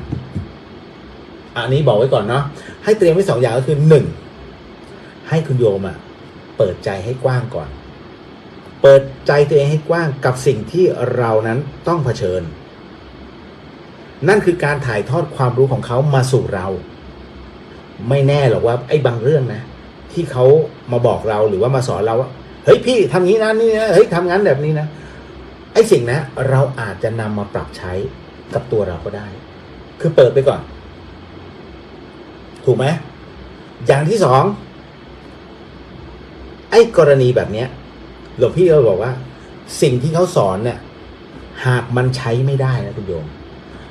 เราค่อยหยิบเอาวิธีของเรานั้นกลับมาใช้ในการแก้สถานการณ์แค่นี้เลยแต่ต้องมีข้อแม้ก็คือว่าต้องใช้วิธีของเขาที่เขาสอนเนี่ยเอามาทำก่อนทำไมจึงเป็นเช่นนั้นก็เพราะว่าคุณโยมเองสามารถที่จะมีข้ออ้างข้อแย้งกับสิ่งที่เขาสอนมาหักกลบตรงนี้ไงทำแล้วครับแต่เขาบอกว่าแบบนี้ฮะเขาจะไม่สั่งออเดอร์แล้วครับผมก็เลยต้องกลับมาใช้วิธีที่นิดนึงเป็นการรับปากหรือเพิ่มโปรโมชั่นให้กับลูกค้าคุณไปทำอย่างนั้นได้ยังไงบริษัทขาดทุนแต่เราก็ได้เขามาแล้วนี่ครับคุณรับผิดชอบไม่เป็นไรครับตรงนี้แต่ว่าวิธีการของหัวหน้าก็ดีคืออย่าไปตีตกว่าของเขาเลวนะเขาอาจจะเคยทำมาแล้วมันได้ไงเพราะฉะนั้นเราอาจจะก็เข้าใจครับของหัวหน้าก็ดีครับดีมากเลยผมไม่เถียงแต่บังเอิญว่าเจ้าเนี้ยเขาเป็นคนที่นิสัยเขาแบบนี้อันนี้นายใหญ่เขาบอกว่าให้ดูตามภาวะหน้าการแค่นั้นพอบอกแบบนี้ปุ๊บเนี่ยเป็นคุณโยมเนี่ยเป็นหัวหน้าคุณโยมจะโกรธมันลงไหมล่ะก็เขาลองใช้วิธีเราแล้วไงแต่ลืมไปว่าลูกค้ามันไม่เหมือนกันเนาะ ก็อย่างที่บอกไว้ตามเหตุปัจจัย เปิดรับเอาไว้ ไม่เสียหายไม่เสียหาย โยมจันยาน้อมกราบนมัสการค่ะเจริญพรตอนนี้หลายท่านก็เริ่มว่างแล้วแดดร่มลมตกหลวงพี่ก็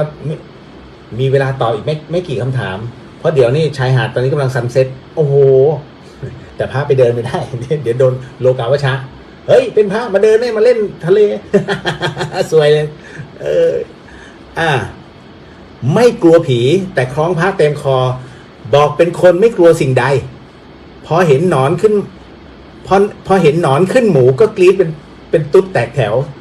เที่ยวคุยกับเพื่อนว่าไม่เคยกลัวใครต่อยกับคนมาแล้วนับไม่ถ้วนพอเมียมาตะคอกอะไรเนี่ยกลับรีบขอตัวแบบนี้เราควรคบไหมครับหลวงพี่ไม่ควร ไอ้นี่เก่งแต่ปากโอ้ยหลวงพี่เจอคนแบบนี้เยอะเฮ้ยผีเผลอไม่กลัวแต่พอไปดูที่คอมันนะพระห้อยคอเต็มเลย แหมไปต่อยกัน101ย่านน้ำไม่กลัวดันไปกลัวอะไรเนี่ยหนอนขึ้นหมู หนอนขึ้นหมูเน่าว้านะไม่กลัวแต่พอเมียมาตะคอกปุ๊บเดินตามต้อยอันนี้เขาเรียกเก่งตอนคุยเยอะสังเกตไหมส่วนใหญ่จะเป็นประเภทไหนเล่าเข้าปาก เนี่ยอันนี้มันก็คือมันมีทั่วไปนะคุณโยมไอ้เคสแบบเนี้ยคือเรื่องของคนขี้คุยเนี่ยนะมันเขาเรียกเป็นคนที่อยากมีตัวตนอยากพูดอะไรแล้วให้คนสนใจมันเป็นปกติหลวงพี่มีเพื่อนแบบนี้เยอะตั้งแต่สมัยประถมแล้วเดี๋ยวไอ้นี่คุยเนี่ยมากูต่อยมันแล้วพอออกไปนอกโรงเรียนปุ๊บมีคนยืนดักอยู่เฮ้ยเดี๋ยวไอ้พวกนั้นมันยืนรอกูอยู่ มันออกหลังเรียน เยอะเนาะคุณโยมเพราะฉะนั้นไอ้เรื่องราวแบบนี้เนี่ยต้องบอกว่ามันมีอยู่ทั่วไปคุณโยมบอกว่าอัตตามันเกิดกับเราได้อย่างไรเจ้าคะบางทีโยมก็นึกไม่ถึงจนเพื่อนมาเตือนอันนี้เหมือนหลวงพี่เคยตอบหรือยังเรื่องอัตตาเนี่ยที่มันเกิดกับเราที่หลวงพี่บอกเพื่อนคนนี้น่าคบเหมือนตอบไปแล้วใช่ไหมโอเคหลวงพี่ไม่ได้ทำตัวมาร์กไว้คือจริงในเรื่องของอัตตาความเป็นตัวตนเนี่ยคุณโยม ก็ต้องบอกว่าคนที่เตือนเราเนี่ยคือคนที่หวังดีมีสักกี่คนคุณโยมลองดูมีสักกี่คนในชีวิตที่เฮ้ยมึงมานี่น่ะนั้นมีอะไรเหรอมีอะไรเฮ้ยมึงอย่าคุยมากคนเนี้ยเขาไม่ชอบคนขี้คุยทำเป็นไม่รู้เขาไว้ไม่ต้องไปโชว์ฉลาดเอาให้เขาโชว์บ้าง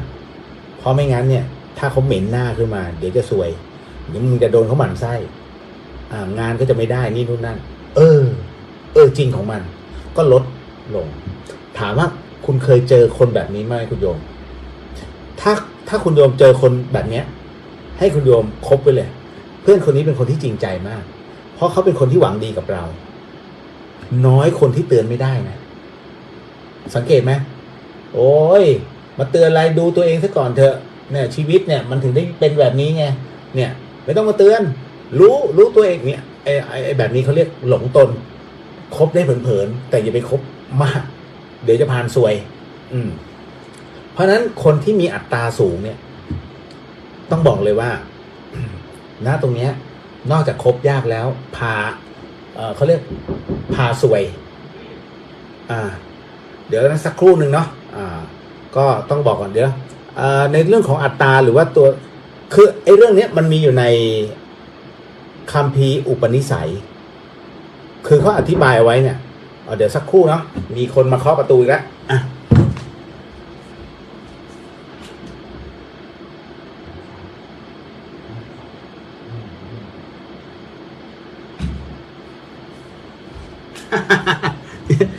โยมมาเตือน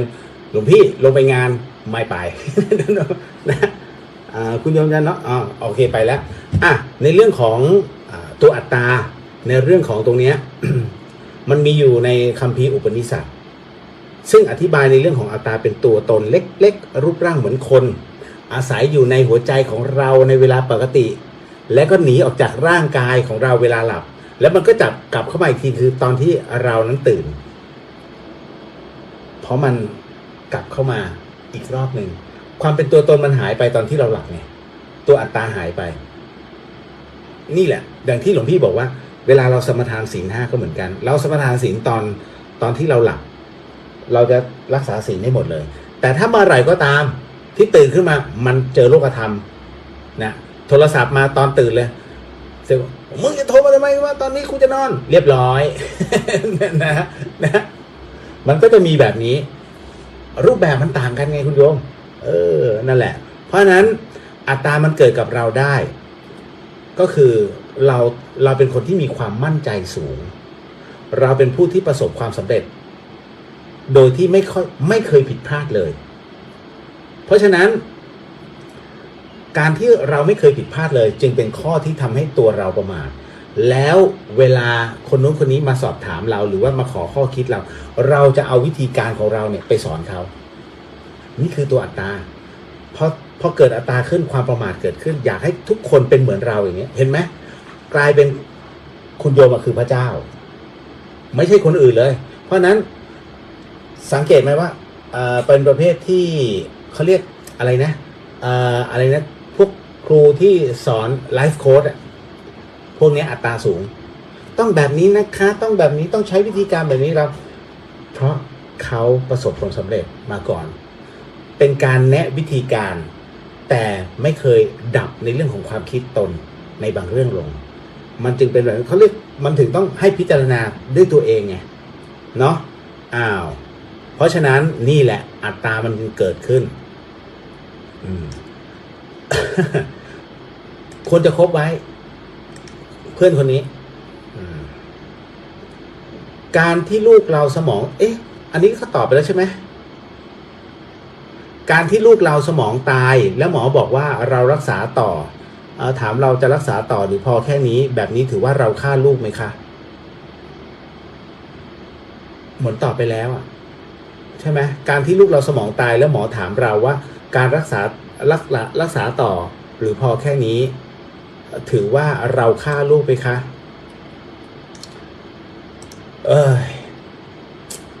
มันเป็นหน้าที่หมอเอาจริงนะถ้าเราบอกว่าเอางั้นเอาแค่นี้แล้วกันกลายเป็นเราฆ่าลูกนะแต่ฆ่าลูกเนี่ยอารมณ์แบบนี้มันก็ยังดีกว่าลูกไปบอกให้หยุดรักษาพ่อแม่อันนี้อนันตริยกรรมเอาเวจีอย่างเดียวกรณีตรงนี้เนี่ยถึงได้บอกว่าการที่สมองตายแล้วมันต้องเป็นเสียค่าใช้จ่ายอยู่เรื่อยๆคุณโยมอันนี้สำคัญคนเราเนี่ยนะพอเอาค่าใช้จ่ายมาพูดนะท้อเลยหลวงพี่จึงสงสัยว่าโรงพยาบาลเนี่ยผลิตเครื่องที่ช่วยชีวิตคนหรือฆ่าคนCT สแกนก็ 6,000 นะคะถ้าไม่สแกนก็ไปอะไรล่ะรักษาหมอผีถูกกว่าเยอะอะไรเงี้ยจะต้องเป็นยาเฉพาะทางนะคะตัวนี้ก็ประมาณเกือบ 60,000 นะคะต่อวัน 60,000 ต่อวันวันหนึ่งหา600 บาทยังยากลำบากนะให้กูหาเนี่ยถึงรักษา 60,000 บาทต่อวันตกลงเขาสร้างมาเพื่ออะไรการค้าหลวงพี่ถึงได้บอกว่าต่อให้รวยล้นฟ้าแค่ไหนท้ายที่สุดจ่ายโรงพยาบาลจ่ายค่ารักษาตัวเองยิ่งรวยยิ่งถูกขูดจริงๆเพราะฉะนั้นเนี่ยธรรมะจึงมีไว้ให้เกลาใจธรรมะจึงมีไว้ให้ปฏิบัติให้สภาวะร่างกายกลับสู่ความเป็นสามัญที่เราไม่เป็นสามัญเพราะว่ามันพุ่งไงความคิดเราพุ่งอยู่เรื่อยๆความทะเยอทะยานทั้งตัวฮอร์โมนที่สูบฉีดตัวอะดรีนาลีนที่หลั่งตัวสภาวะต่างๆที่มันกัดกินข้างในแม้กระทั่งตัวธาตุที่เหลื่อมล้ำกันมันอยู่ข้างในคุณโยมเพราะฉะนั้นธรรมะเนี่ยจึงเป็นตัวที่ค่อยๆปรับให้มันเกิดสมดุลขึ้นสภาวะต่างๆจึงเกิดขึ้นจากใจนั่นเองเนาะก็เป็นอีกหนึ่งเรื่องราว คุณจันยาบอกว่าหลวงพี่ไปพักโรงแรมนอนบนเตียงได้ไหมเจ้าคะสามารถนอนได้ แต่ห้ามติด หรือว่าคือห้ามยึดติดปกติเนี่ยหลวงพี่ก็จะปูข้างล่างถ้านอนคนเดียวนะถ้านอนคนเดียวอย่างถ้าโยมให้นอนโรงแรมอย่างเดอะสยามโพธิเทศถ้าหลวงพี่นอนคนเดียวหลวงพี่ต้องนอนข้างล่างแต่ถ้ามีโยมนอนอยู่โยมจะนอนเตียงแล้วพระมานอนล่างตลกไม่ได้เด็ดขาดเพราะนั้นเนี่ยจึงต้องนอนให้เสมอกันแล้วหลวงพี่ต้องปูด้วยซ้ำต้องปูจีวรอีกรอบหนึ่งเพื่อให้อยู่สูงกว่าหน่อยหนึ่งนอนได้แต่ใจเราไม่ได้ยึดติดกับความนุ่มความสะดวกสบายแต่เรายึดพระวินัยเป็นหลักก่อนเนาะมานี้คุณโยมมนัสนานนมัสการค่ะหลวงพี่เจริญพรจริงๆเลยเวลาที่ต้องเลิกจัด ไม่ก็คือตอบอันนี้ก่อนในเรื่องของลูกสมองตายแล้วหมอว่าถามไงว่ารักษาต่อหรือพอแค่นี้ถ้าเป็นลูกคุณโยมตัดสินใจได้เลยเนาะว่าไอ้กรณีตรงนี้ถ้ามันค่าใช้จ่ายมันเยอะก็ขอเป็นโดสสุดท้ายแล้วกันตามที่เงินมีหรือถ้าจะต้องเฉือนเลือดตัวเองเพื่อจะขายเลือดตรงนี้ไม่ต้องขนาดนั้นมันเป็นไปตามเหตุปัจจัยตามหน้าบุญของเราถ้าตายก็คือต้องตายหลวงพี่ก็ต้องพูดจริงๆแต่อย่างนี้ถ้ามันไม่ไหวจริงคุณโยมจะบริจาคอวัยวะลูกไหมล่ะลองปรึกษาคุณหมอดูก่อนเนาะนะตรงนี้แนะนำได้บางจุดแต่ไม่ใช่แนะนำได้ทั้งหมดที่เหลือเป็นสิ่งที่คุณโยมนั้นตัดสินเอาเองหลวงพี่คงไม่บอกเอ้ยฆ่าเลยตายเลยไม่ได้นี่คือปานาเลยนะซวยแล้วปาราชิกเลยไม่ได้เพราะนั้นเอาตามเหตุปัจจัยที่คุณโยมสามารถตัดสินได้อยู่แค่ไหนพอดีแค่ไหนถ้าเกินแล้วลำบากแล้วก็ตายหมู่อันเนี้ยทำตามเหตุปัจจัยได้เลยเอาละก็ถึงเวลาพอสมควรเกินมาพอ3 นาทีรับพรเด้อสิ่งหนึ่งสิ่งใดที่หลวงพี่ผิดพลาดพลั้งไปต้องขอสิกรรมอะไรที่ไม่ได้ตั้งใจหรือมีเจตนานะสาธุ สัมภโรกาวินิมุตโตสัพพสันตาปวาจิตโตสัเตภวาวันตรายโยสุขีทีขายุโกภาวะอาภิวุธาปจายโนจัตตารโอธรรมาวทันติอายุวันโนสุขังภาลังนิพพานังปรมังสุขังเจริญพรแล้วเจอกันหลังจากที่พรุ่งนี้ก็คงไม่สามารถเพราะว่าเดี๋ยวหลวงพี่ต้องขอดูตามเหตุปัจจัยนะเพราะพรุ่งนี้เดินทางเข้ากรุงเทพแล้วถ้าอย่างไรก็ตามเนี่ยเดี๋ยวก็จะทักทายอีกทีนึงแล้วเดี๋ยวจะบอกเนาะใครที่ต้องการขึ้นเชียงใหม่ก็เพื่อไปปฏิบัติธรรมสวดมนต์ข้ามปีก็ขอเชิญเนาะเอาละสาธุสาธุสาธุแล้วเจอกันเจริญพร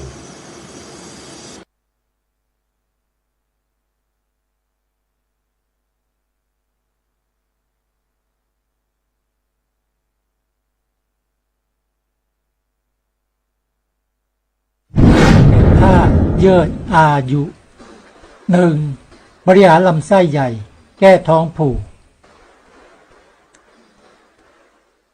2. บริหารลำไส้เล็กแก้ท้องอืดท้องเฟ้อ 3. บริหารเยื่อหุ้มหัวใจแก้หนาว 4. สร้างภูมิต้านทานโรคแก้ภูมิแพ้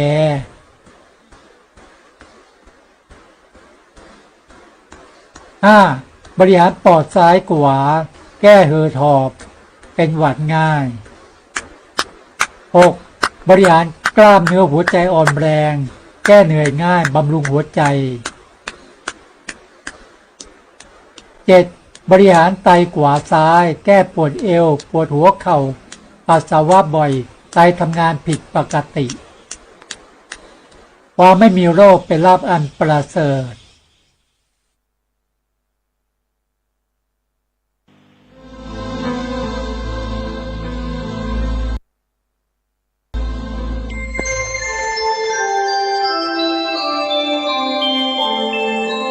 ขณะนี้ท่านกำลังฟังสถานีวิทยุกระจายเสียง FM 104.5 เมกะเฮิรตซ์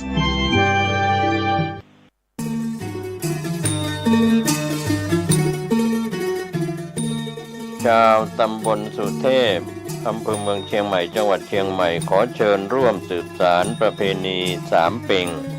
เพ็ญเดือน3ล้านนาบูชาพระธาตุแสงจันทร์ระหว่างวันที่25ถึง28ธันวาคมพุทธศักราช2566ณพระธาตุแสงจันทร์ภายในงานมีศาสนพิธีดังนี้25ธันวาคมพิธีอาราธนาพระอุปคุต26ธันวาคมพิธีอัญเชิญพระธาตุ27ธันวาคมพิธีส่งน้ำบูชาพระธาตุ28ธันวาคม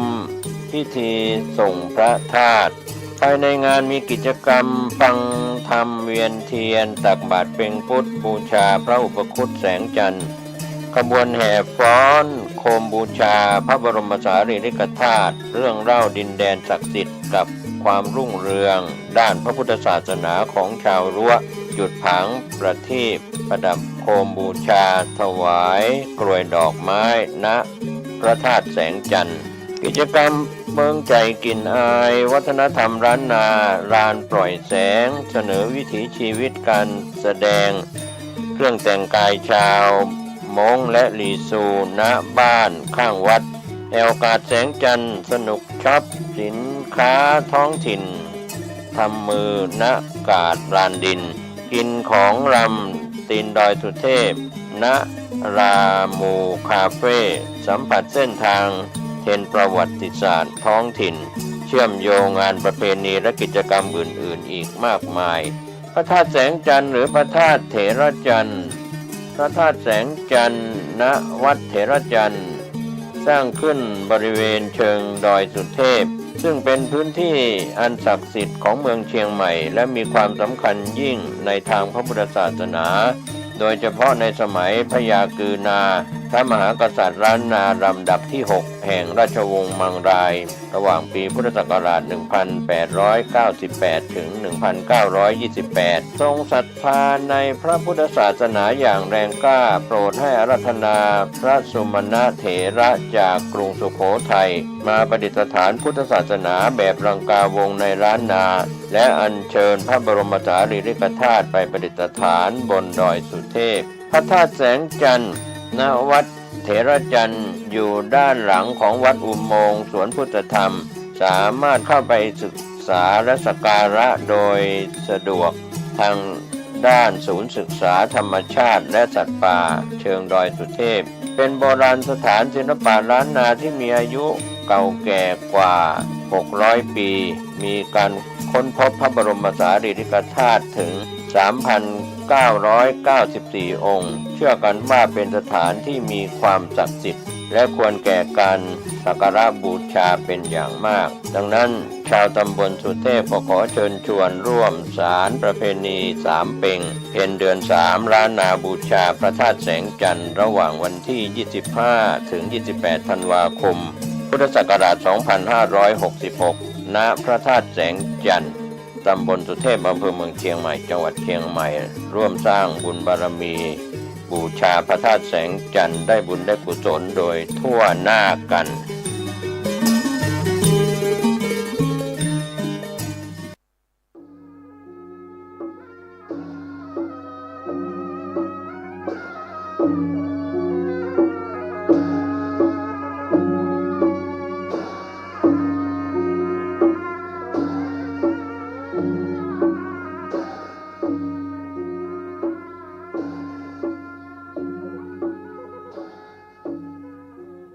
ขอความเจริญในธรรมและความผาสุกทางใจจงได้มาบังเกิดมีแก่ท่านสาธุชนคนดีผู้เจริญในศีลผู้เจริญในธรรมทุกท่านพร้อมกันนี้ ขอยกมือ10 นิ้วขึ้นตั้งวางคิ้วกายเกษากราบอาราธนาเอาคุณพระศรีรัตนตรัยคุณพ่อผู้บุญแม่ผู้ให้กำเนิดคุณครูบาอาจารย์ผู้ประสิทธิ์ประสาทวิชาความรู้คุณงามความดีที่ท่านทั้งหลายได้กระทำบำเพ็ญมาในอดีตและกำลังจะทำในเวลานี้เสื้อวัดเสื้อวาเสื้อบ้านเสื้อเมืองพระสยามเทวาธิราชสิ่งศักดิ์สิทธิ์ทั้งหลายอันปกปักรักษาบริเวณเขตล้านนามีพระบรมธาตุเจ้าดอยสุเทพพระบรมธาตุเจ้าหฤพูนชัยจังหวัดลำพูนพระธาตุเจ้าลำปางหลวงจังหวัดลำปางพระธาตุเจ้าดอยกองมูพระนอนขอนม่วงพระนอนปูคา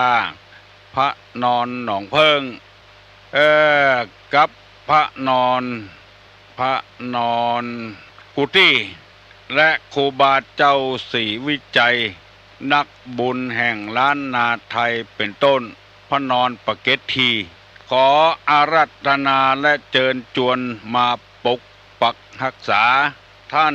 พระสงฆ์พระเจ้าผู้เปิดวิทยุรับฟังในวันนี้และท่านผู้เปิดวิทยุรับฟังทั้งหลายตลอดถึง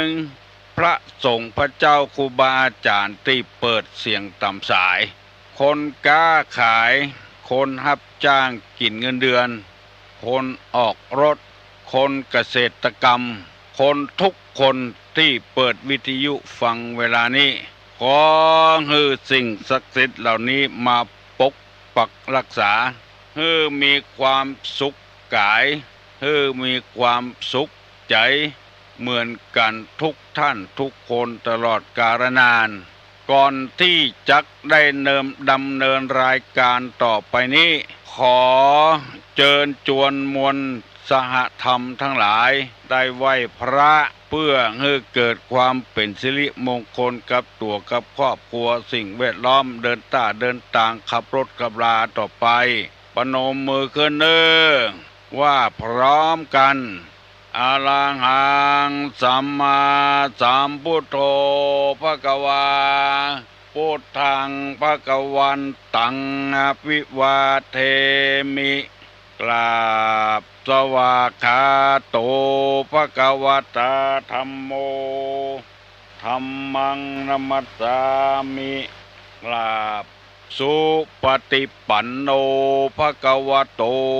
สาวกสังโฆสังฆังนะมามิ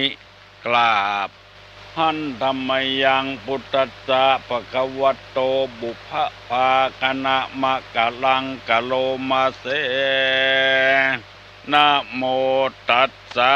ภควโตอะระหะโตสัมมาสัมพุทธัสสะนะโมตัสสะภควโตอะระหะโตสัมมาสัมพุทธัสสะนะโมตัสสะภควโตอะระหะโตสัมมาสัมพุทธัสสะพุทธังสรณังกัจฉามิธัมมังสรณังกัจฉามิสังฆังสรณังกัจฉามิตุติยัมปิพุทธังสรณังกัจฉามิตุติยัมปิธัมมังสรณังกัจฉามิตุติยัมปิสังฆังสรณังกัจฉามิตติยัมปิพุทธังสรณังกัจฉามิตติยัมปิธัมมังสรณังกัจฉามิตติยัมปิสังฆังสรณังกัจฉามิอิติปิโสภควาอะระหังสัมมาสัมพุทโธวิชชาจารณะสัมปันโนสุขโตโลกาวิทู อนุตตโลปุริสธรรมสารติสัทธาเทวะมนุษย์สานังพุทโธภควาติสวากขาโตภควตาธัมโมสันติติโกอากาลิโกเอหิปัสสิโก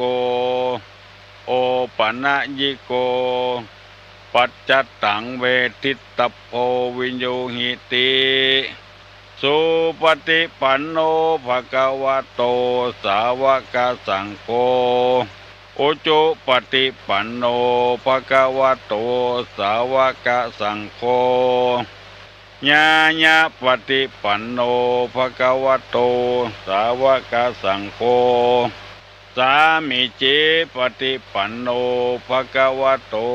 สาวกสังโฆญะทิตังจัตตาลิปุริสายุคานิอัฏฐาปุริสาปุคลาเอสะภะคะวะโตสาวกสังโฆอาหุไนโยปาหุไนโยทักขิไนโยอัญจลิกาลนิโยอนุตตรังปุญญเขตังโลกัสสติกราบหนึ่งกราบสองกราบสามกาเลนะธัมมัสสวนังเอตัมมังคละมุตตะมังมาละเนอเสียงก้องเสียงกองเสียงมองต่ำเข้าเสียงตุเจ้าเทศนาธรรมมาถึงบ้านถึงในบ้านถึงในสุดในมุ้งถึงในที่นอนถึงในที่รถที่รางกำลังขับอยู่ถึงในกาดในลีอยู่ในสุดในมุ้ง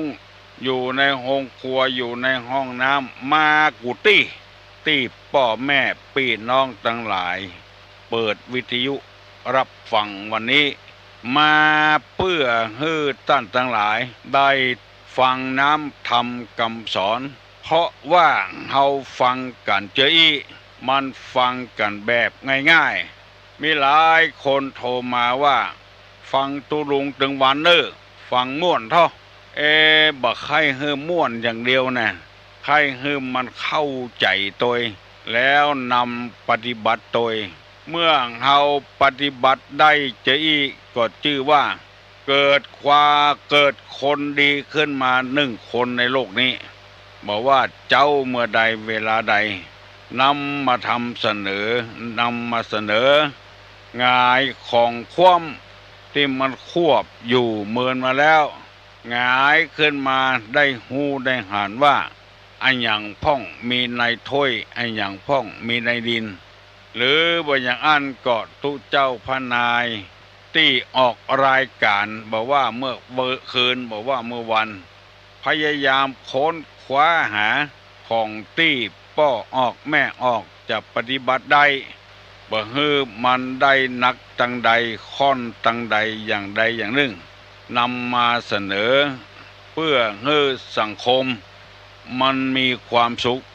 คำว่าสังคมนั้นก็คือคนตั้งแต่2-3 คนขึ้นไปรวมตัวอยู่เป็นสังคมได้แล้วใน2-3-4-5 คนนี้เคยเถียงมาก่อนระหว่างผัวเมียลูกเต้าหมู่นี้ละหองละแหงกัน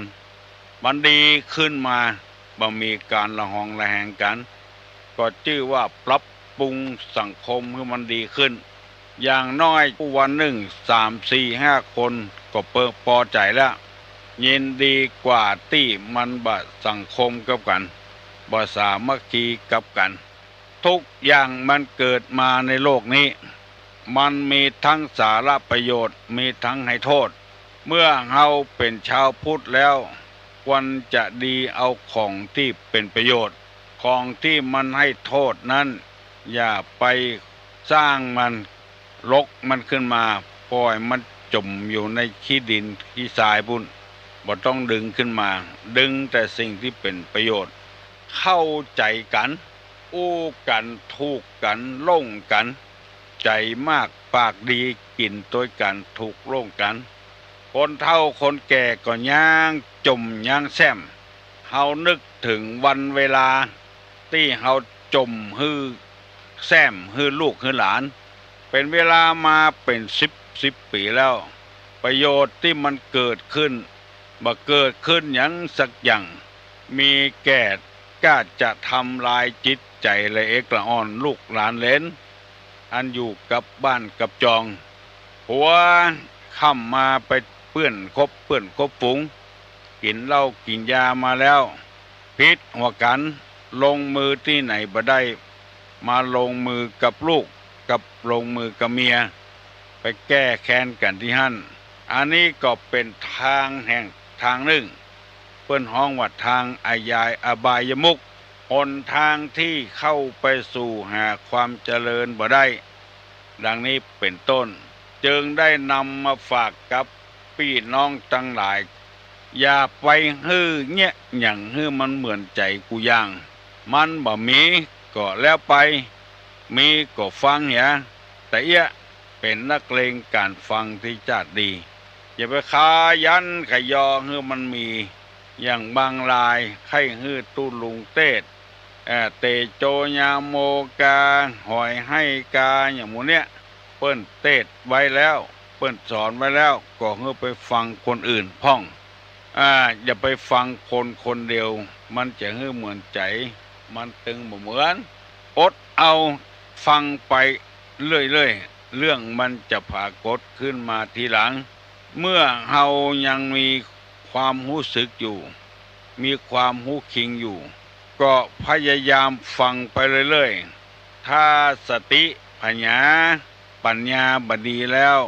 บ่ต้องฟังเพราะว่านิสัยใจอีนั้นฟังธรรมจึงบ่เข้าอกบ่เข้าใจคนที่ทำบ่เข้าอกเข้าใจบ่ฮู้วิชาธรรมนั้น1คนเมาสุรา2คนเลินเล่อ3คนบ้าคลั่ง4คนขับแค้นใจ5คนโกรธ6คนอดคนอยากคนโลภคนอดอยากแล้วก็คนโลภแล้วก็คนขี้ขลาดคนด่วนได้คนไฟในกามดึงหมดกันมี10อย่างด้วยกันอันเนี้ยคือคนที่บ่ฮู้ธรรมคนที่ปราศจากดึงหมดนี้จะเป็นคนฮู้ธรรมในฐานะที่ท่านทั้งหลายได้ยินได้ฟังมาแล้วเป็นคนมาอยู่ในลักษณะนี้โคตรก็บ่โคตรอดอยากก็บ่อดอยากได้กินทุกวันคนอดอยากนี้เพื่อปากเพื่อท้องสำคัญกว่าจึงละศีลละธรรมอาจจะไปลักของเปิ้นกาไปจกเอาของเปิ้นกาไปโลภเอาซึ่งหน้าไปสารพัดอย่างไปลักไปจกหมู่นี้ไปโกงหมู่นี้เป็นต้นอันนี้มันอดอยากมันจะต้องทำต่อไปข้อต่อไปนั้นตุลุงจะนำมาเสนอคนขี้โลภคนโลภอยากได้ของเปิ้นเอามาเป็นของตัว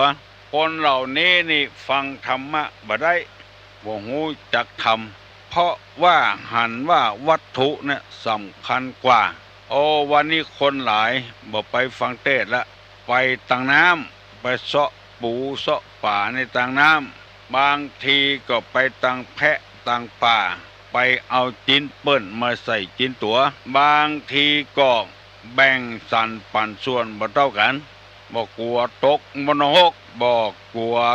ตายแล้วบ่ได้เกิดหมู่นี้ย่อมบ่หันธรรมขอฮื้อปากฮื้อต้องมีเงินมีทองไว้กับตัวก็พอใจละที่เขาว่าไหว้พระไหว้พระดีกว่าไหว้เจ้าดีกว่าไหว้เจ้าดีกว่าไหว้บุงลีถ้าไหว้พระมังเสียเปล่าพระเอาไปหมกไหว้พระมันเสียเปล่าไหว้เจ้านี่ไล่จริงอันนี้คือคนโลภจะเอาได้อย่างเดียวไหว้ตุเจ้านี่เสียเปล่ามาได้อย่างขึ้นมาแต่ไหว้เจ้านี่ไล่จริงคือได้กินนั่นเองเอาไปยื่นไปโยงให้เจ้าสกรรมก็ปีกเอามากินนะเอาไหว้พระนี่บ่ได้กินตัวละคือคนนี้ คนเหล่านี้มีความโลภเป็นนิสัยเดิมของตัวอยู่แล้ว เอาไปพัวพันกับคำคุณงามความดีบ่ขึ้น เพราะฉะนั้นญาติโยมทั้งหลาย ถ้าหันว่าความโลภนี่มันเป็นของที่บดีทำให้สังคมเฮามันเดือดร้อนมันแตกมันแยกก็พยายามให้ตีเสมอกันได้เข้าได้ของพ่อของแม่แบ่งให้แบ่งเต้ากันอย่าไปเป็นไก่เชียเขาองค์ตัวเก่าประตกประเสียงคนอื่นนั้นบ่สำคัญละหันสำคัญนี่ตัวเองนี่สำคัญกว่าเปิ้นทั้งที่เป็นลูกพ่อเดียวกันแม่เดียวกันแบ่งทรัพย์สมบัติมาเต้ากันที่โลภตัวก็ปออยู่ปอกินดีเหลือเปิ้นอยู่แล้วแบ่งให้คนอื่นน้อยเดียวตัวเหลือกว่านั้นตัวเอาให้หมดคนเจออีนี่อยู่ที่ไหนก็จะเป็นอย่างเงี้ยบ่ฮู้จักศีลบ่ฮู้จักธรรมเงินเต้าอีเงินเต้าอันมันจะกินจาดนี้จาดเดียวเท่านั้นละจาดต่อไปจะเป็นจะได้บ่ฮู้บ่ได้คำหนึ่งบ่ได้กึดถึงขอนำเอานี้ไปฝากให้พี่น้องทั้งหลายเมื่อเฮายังบ่เป็นคนขี้เหล้าบ่เป็นคนเลินเล่อบ่เป็นคนบ้าคลั่งบ่เป็นคนคับแค้นบ่เป็นคนขี้โกรธบ่เป็นคนยากคนจนแล้วบ่เป็นคนขี้โลภก็พยายามแบ่งสรรปันส่วนให้มันเท่ากันที่โลภนี่มันเป็นเหตุให้คนเฮาผิดกันเถียงกันจะอยู่เหียคนเดียวจะได้เหียคนเดียวพี่น้อง10สาวชาวบ้านเปิ้นหูเรื่องเปิ้นก็จะติสินนินตาเปิ้นก็จะเล่าหน้าจากขวัญเปิ้นก็จะบ่นับถือเปิ้นถือว่าเป็นคนบดีไปเหียเมาทรัพย์สมบัติในชาตินี้ตายแล้วบ่ได้ไปโตยสักอย่างลูกหลานนึกว่ามันจะสืบพอตายไปแล้วก็แบ่งเอาไปขายหมดเลยเอาไปเทอันนี้เกิดจากมีความโลภเป็นสันดานได้อย่างมาจะเอานักเดเปิ้นความจริงนั้นไผก็ใครได้เหมือนกันหมดแต่ว่าเปิ้นเอาธรรมะเข้ามาสั่งมาสอนเข้ามาตักเตือนเพื่อให้เป็นคนดีบางคนนี่บ่ฟังละตามใจเถอะบางคนนี่กำลังฟังมันของจะอี้มันบัดเต้าใดกับกันมันบัดถอนอมน้ำจิตน้ำใจกันเพื่อวันลุนปุ่นป่ายมาคนหูเข้ามันจะเสียใจเมื่อลุนความลับบ่มีในโลกอันนี้เป็นพุทธภาษิตกล่าวไว้ว่านัตถิโลเกละโหนามะชื่อว่าที่ลับไม่มีในโลกได้อันอย่างมาที่ไหนมาบอกฮือกันหูเหียได้เต่าอันเอาฮือหมอนั้นเต่าอันบอกฮือหูเหียมันก็หมดเรื่องถามไปแล้วบ่โปร่งใสบ่แจ่มแจ้งอันนี้อยู่นิสัยของคนโลภข้อต่อไปนั้นคนขี้ขลาดอันนี้เป็นกรรมของไทยขี้ขลาดคำว่าขลาดไทยนี่ตังเหนือเขาว่าขี้กัวเป็นคนขี้ขลาดนี่คนขี้กัวสปะสปืนกัวเป็นอย่างก่อนเนี่ยยังก็บ่ได้จะปฏิบัติยังก็บ่ได้กัวไปฟังเมื่อหนุ่มเมื่อกำฟังธรรมะเขาวัดเขาวาเมื่อหนุ่มเมื่อกำกัวเขาว่าฮึยังหนุ่มยังกำลังหิกำลังหาอยู่กัว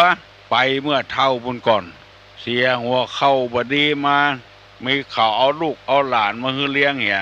บ่ได้ทำอย่างสักอย่างแล้วกลัวสปะสปืนกลัวไปตังวัดบ่มีภัยพ่อภัยก้อยทรัพย์สมบัติตังบ้านจะใส่ชุดขาวไปโดยเปิ้นกลัวเขาว่าฮือเป็นซาลาเปาบอกว่าปดจายบอกว่าไม่ยิงเมาแต่ขี้ขลาดเมาแต่กลัวเป็นคนมีปุ่มด้อยเนี่ยยังก็กลัวเหียประตกประเสียงการทำความดีนี่บ่ต้องกลัวไผเฮาบ่เดือดร้อนไผเฮาใส่ชุดขาวไปวัดเฮาก็บ่ใจไปขอของเขาของเฮานั่นเองของเฮาเนี่ยซื้อเอาคนเดียวเอามานุ่งคนเดียวกลัวเปิ้นว่าขี้ขลาดคนขี้ขลาดนี่ได้ไหนบ่เพียวไหนถ้าบ่มี บุญบารมีแต่ว่านี่ว่ามีโอกาสได้หันน้ำทำคำสอนกลัวประตกประเสียงจะไปทำบุญตานขันเข้าก็กลัวเปิ้นว่าพ่อแม่ตายเมื่อใดเมื่อเบาละไปตานอย่างแถม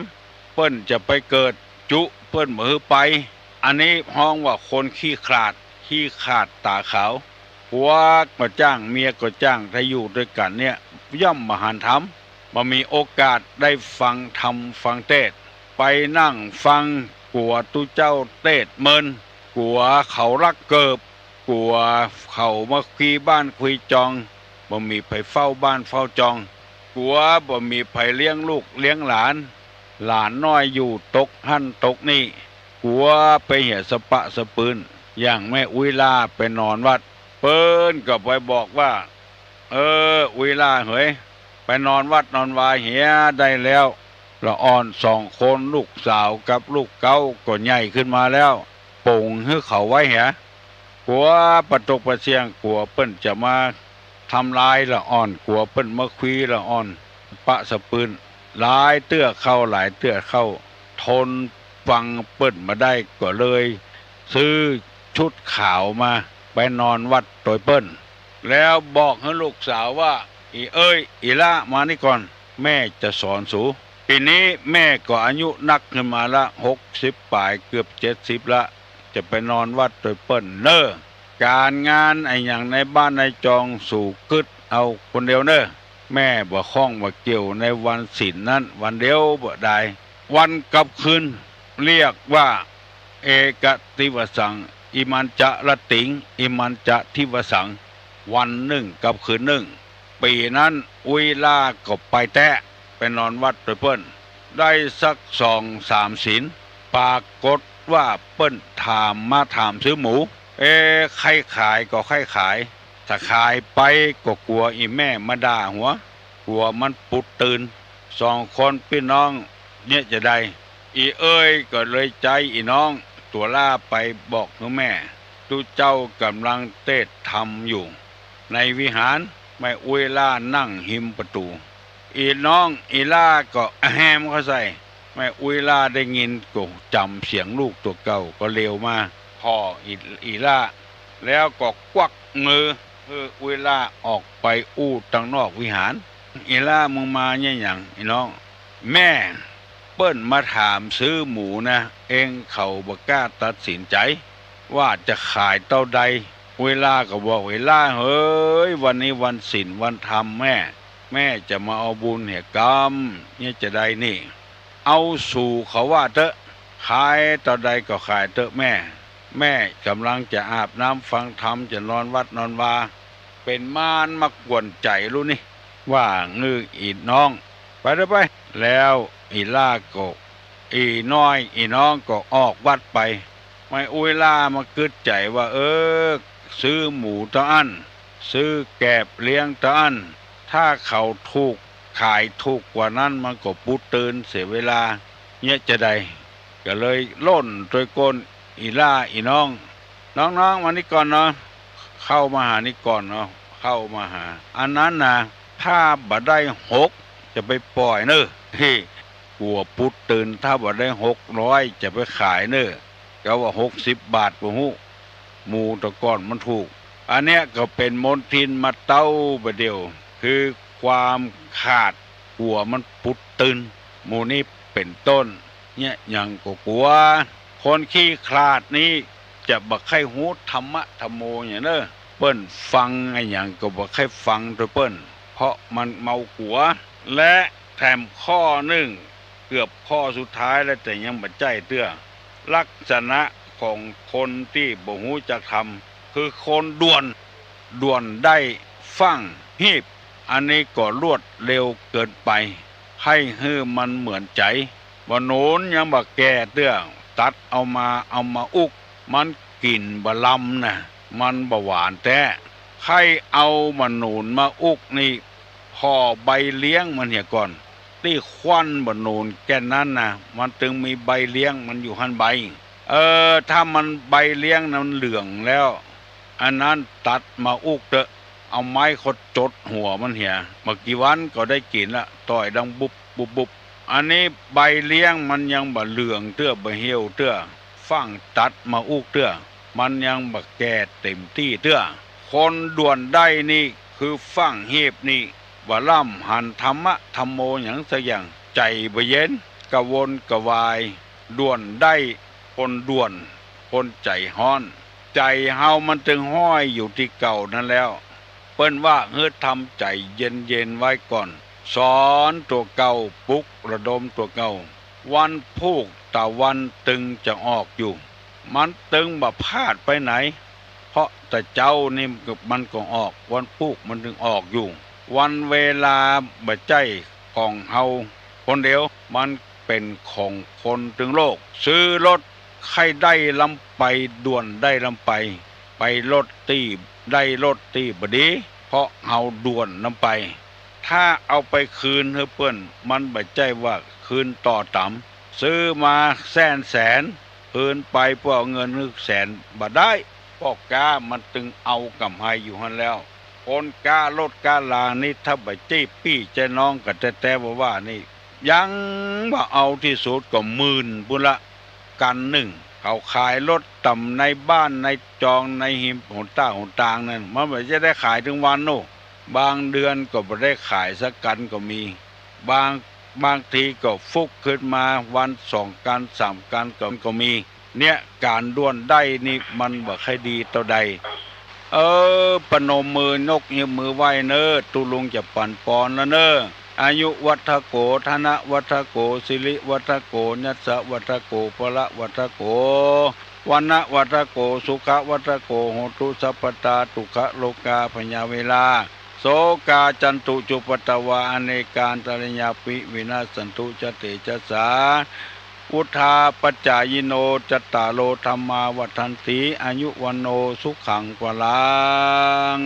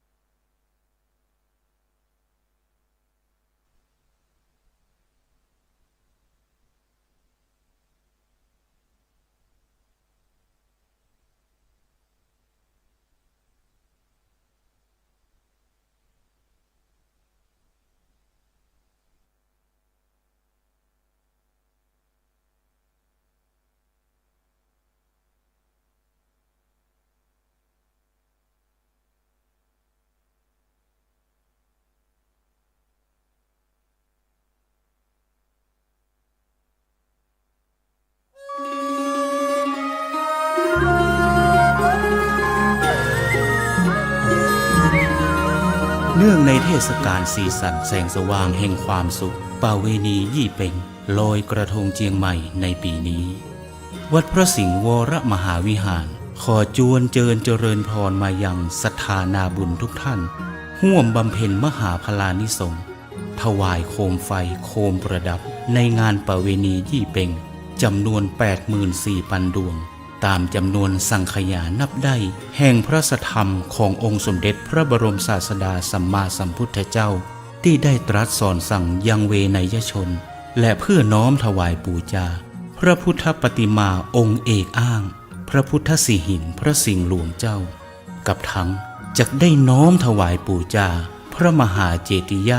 พระบรมธาตุหลวงเจ้าประจำปีกัมจตามโรงงูใหญ่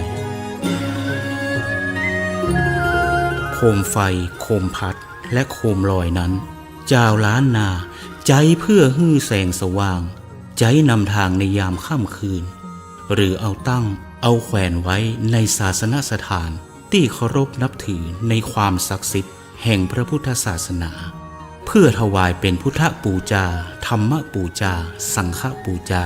ตามความเชื่อความเลื่อมใสศรัทธาของชาวล้านนาที่มีวิถีชีวิตผูกพันในบวรพระพุทธศาสนามีการใช้ภูมิปัญญาจินตนาการประดิษฐ์เครื่องสักการะต่างๆสืบสานพัฒนาต่อยอดฮือวิจิตรพิสดารยิ่งขึ้นแล้วนำมาวางตั้งหรือแขวนเพื่อบูชาสิ่งศักดิ์สิทธิ์อันเป็นอุดมมงคลที่ควรเคารพนั้นในวาระโอกาสอันดีงามที่ปียมล้นด้วยความสุขนี้วัดพระสิงห์วรมหาวิหารจังหวัดเชียงใหม่ขอเจริญพรเรียนเชิญทุกท่านร่วมถวายโคม 84,000 ดวงเริ่มงานตั้งแต่วันพุธที่ 1 พฤศจิกายนพุทธศักราช 2566 จนถึงวันเสาร์ที่ 6 มกราคม พุทธศักราช 2567 เพื่อจันโลงสืบทอดพระพุทธศาสนาและวัฒนธรรมประเพณีอันดีงามนี้เพื่อให้เกิดความจำเริญมั่นคงรุ่งเรืองในชีวิตเจริญลาภเจริญยศเจริญใจเจริญยิ่งขึ้นไปตราบกาลนานนั้นแด่เตอสวา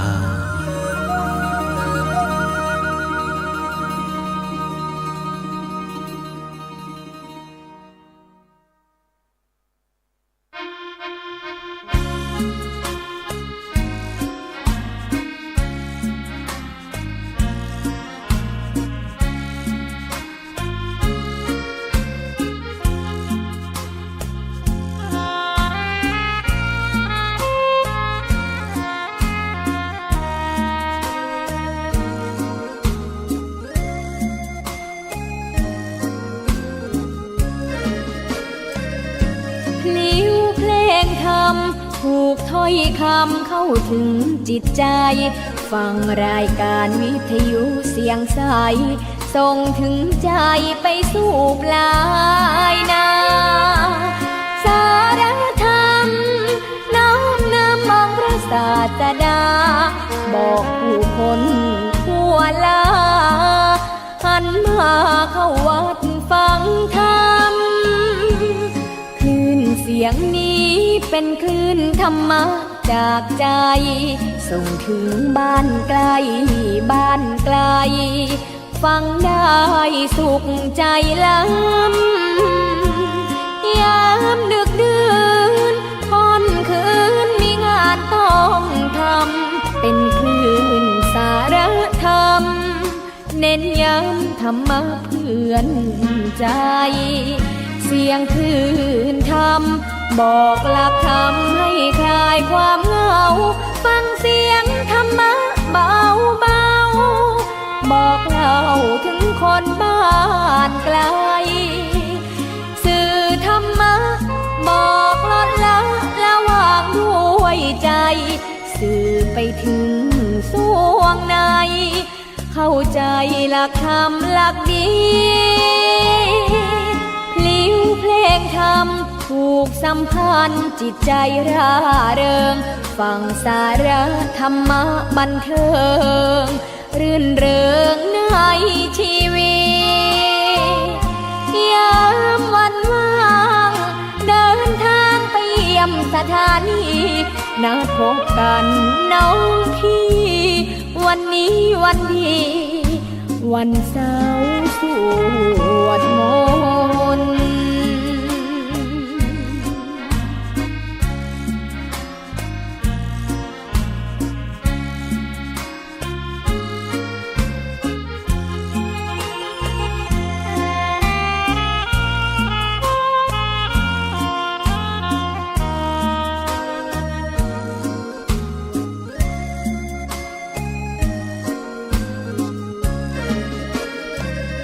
เสียงคลื่นธรรมบอกหลักธรรมให้คลายความเหงาฟังเสียงธรรมะเบาเบาบอกเล่าถึงคนบ้านไกลสื่อธรรมะบอกลดละวางด้วยใจสื่อไปถึงสวงในเข้าใจหลักธรรมหลักดีเพลงธรรมผูกสัมพันธ์จิตใจร่าเริงฟังสาระธรรมะบันเทิงรื่นเริงในชีวิตยามวันว่างเดินทางไปเยี่ยมสถานีนัดพบกันน้องพี่วันนี้วันดีวันเสาร์สวดมนต์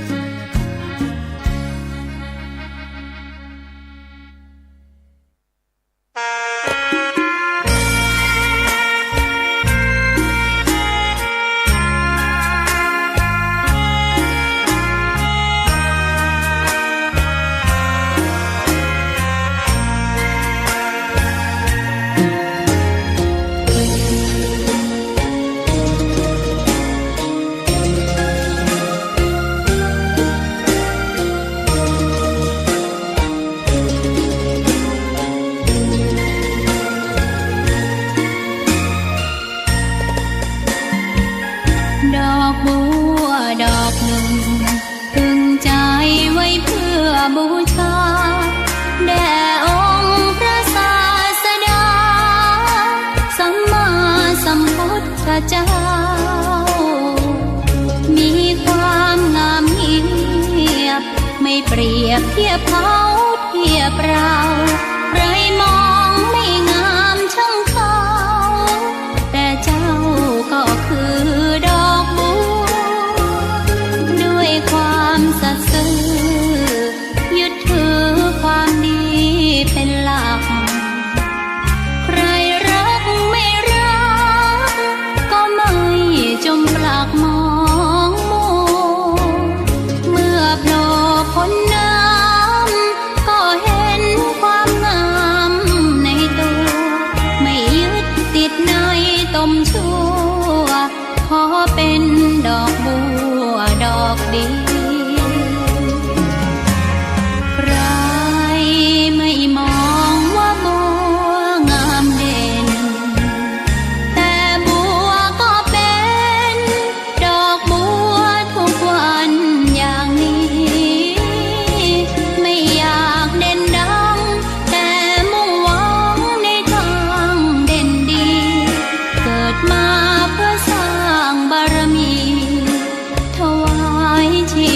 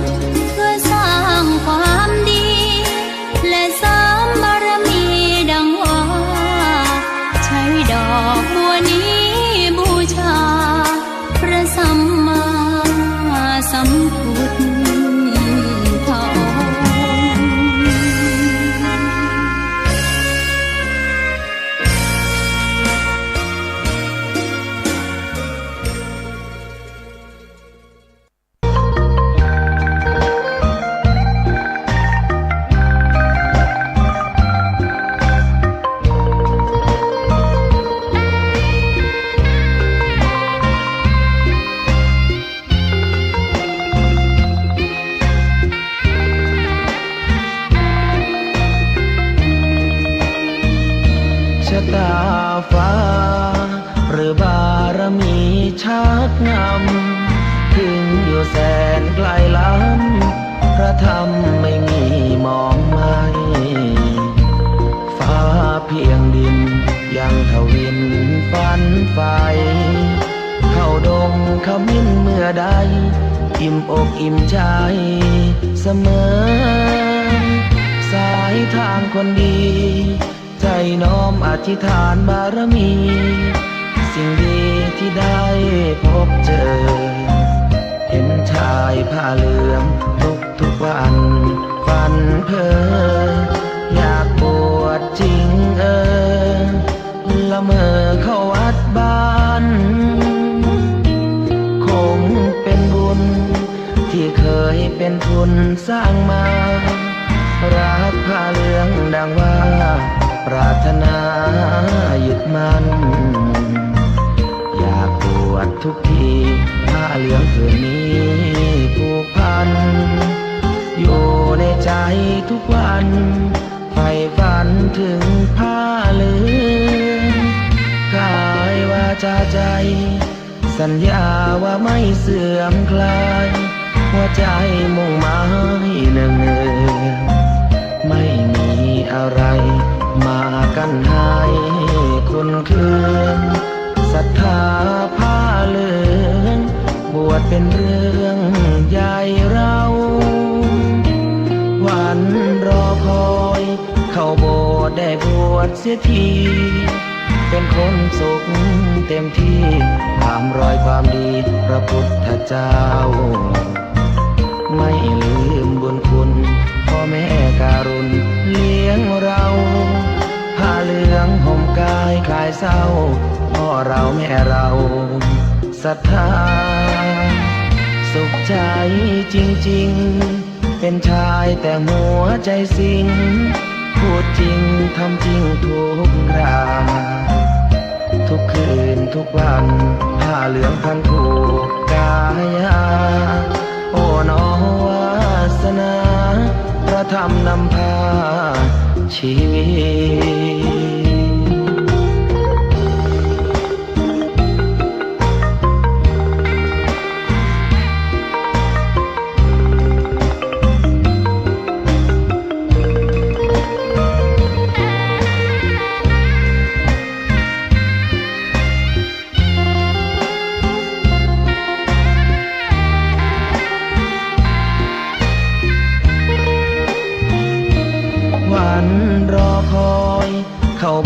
ได้บวชเสียทีเป็นคนสุขเต็มที่ตามรอยความดีพระพุทธเจ้าไม่ลืมบุญคุณพ่อแม่การุณเลี้ยงเราผ้าเหลืองห่มกายคลายเศร้าพ่อเราแม่เราศรัทธาสุขใจจริงๆเป็นชายแต่หัวใจสิงพูดจริงทำจริงทุกคราทุกคืนทุกวันผ้าเหลืองพันผูกกายาโอ้น้อวาสนาพระธรรมนำพาชีวิต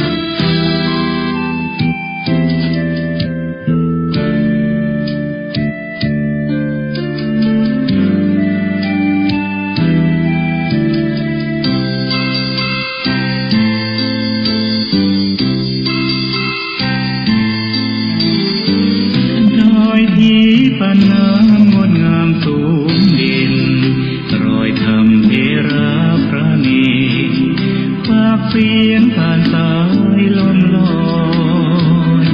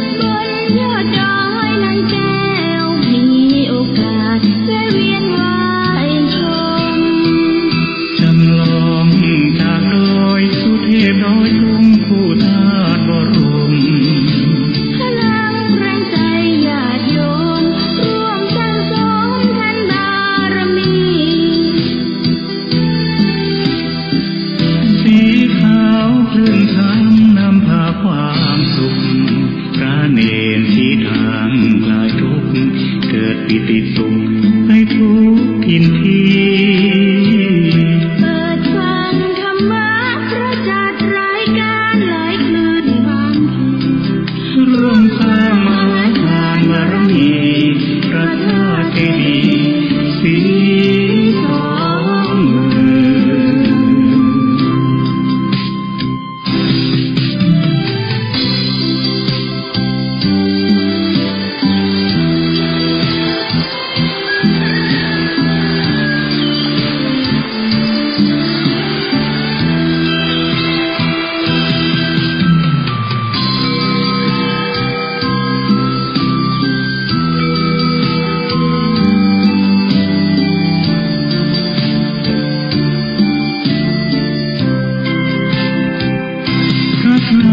เจดีย์สีสองเมืองเปล่งประกายแล้วบนยอดดอยนั้นแก้วมีโอกาสและเวียนว่ายชม จำลองจากดอยสุเทพดอยสูงคู่ธาตุบรม พลังแรงใจญาติโยมร่วมสร้างสมทันบารมี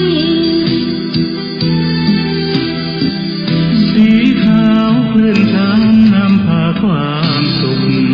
พระเนรสีทางคลายทุกข์เกิดปิติสุขไปทุกทินทีเปิดฟังธรรมะพระจัดรายการหลายคืนบางที ร่วมสร้างมหาทานบารมีพระธาตุเจดีย์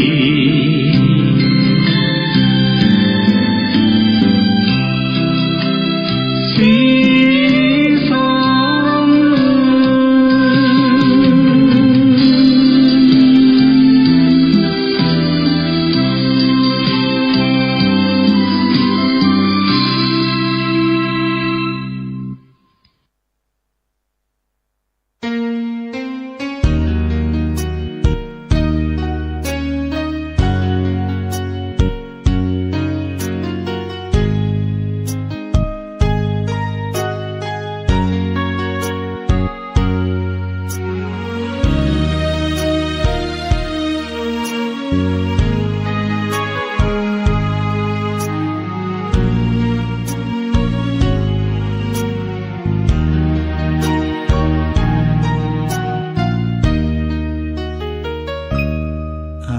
นิจจัง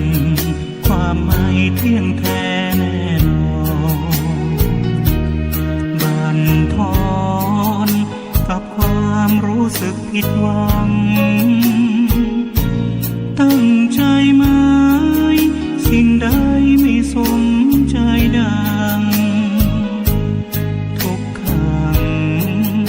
ตั้งอยู่ไม่ได้ดับไปอนัตตาคือความไม่มีตัวตนหลุดพ้นด้วยความสงบทางใจธรรมะพระโพธิญาณฝากไว้อยากหาใครฝันใฝ่ในอนัตตานี่คือไตรลักษณ์ของเพื่อนมนุษย์ไม่มีสิ้นสุดเพราะกิเลสตัณหาสมไว้ในใจให้ทุกตรมอุรากลับเสน่หา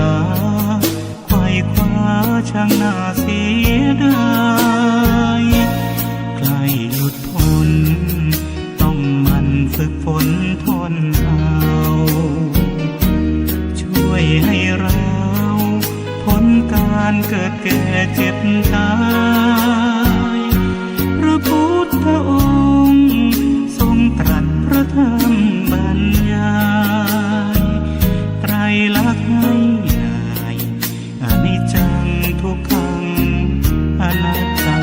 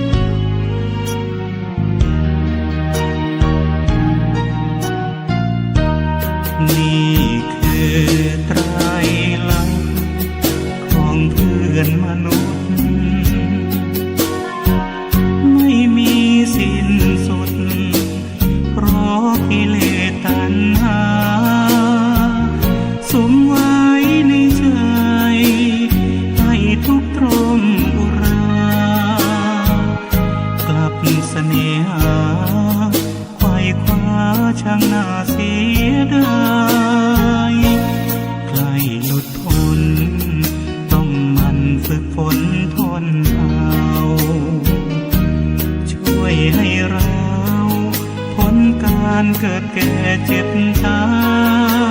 ยพระพุทธองค์ทรงตรัสพระธรรมบรรยายใครลักให้ง่ายอนิจจังทุกขังอนัตตา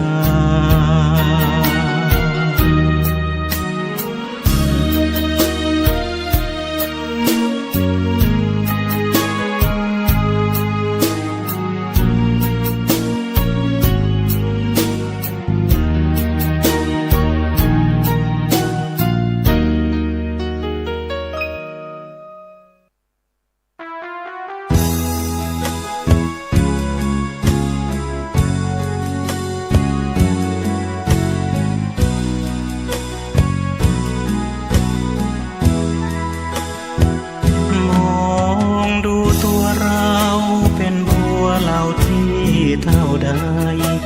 ยังฟังธรรมะสอนใจก็ได้ดวงตาเห็นธรรมพระพุทธองค์ทรงตรัสเป็นบัวพ้นน้ำพร่ำสอนเพียงไม่กี่คำรสพระธรรมซาบซึ้งถึงใจบัวปริ่มริมน้ำรอแสงพระธรรมคำจุนนับว่ามีบุญปางก่อนเป็นทุนสร้างไว้ฝักใฝ่ธรรมะรักษาพระรัตนตรัยแสงทองส่องย้ำกลีบใบเบ่งบานขึ้นในพริบตาบัวกลางบึงกว่าครึ่งบนโลกใบนี้กว่าจะโชคดีเปล่งกลีบสีต้องใช้เวลาอธิบายยกสายแม่น้ำทางหน้าเหยียบย่างสู่วัยชราเห็นศรัทธาก็เกือบจะสายชีวิตน่าเศร้าตัวเราอยู่ใต้โคลนตมมืดบอดระทมดิ่งจมห่วงเหวอามายไม่เห็นธรรมะพระพร่ำสอนให้เปลืองน้ำลายย่อมเป็นอาหารเต่าไปเวียนว่ายในอเวจี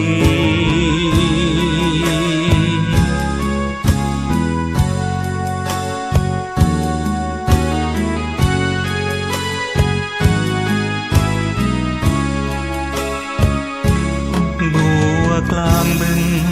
กว่าครึ่งบนโลกใบนี้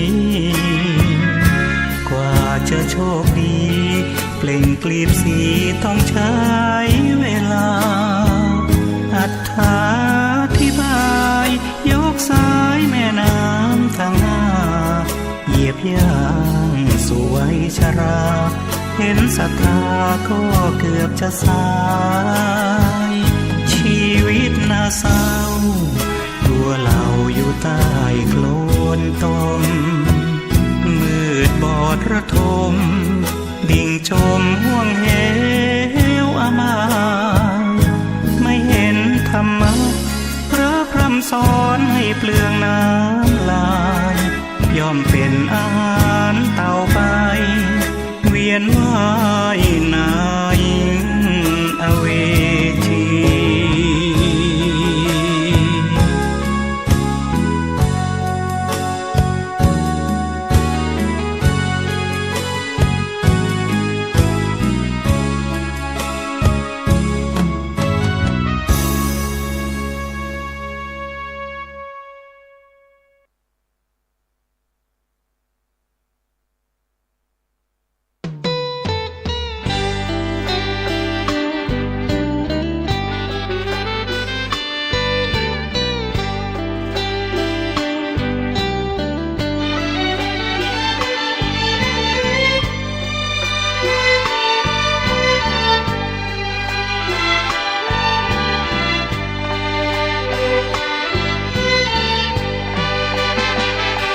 ธรรมบรรเล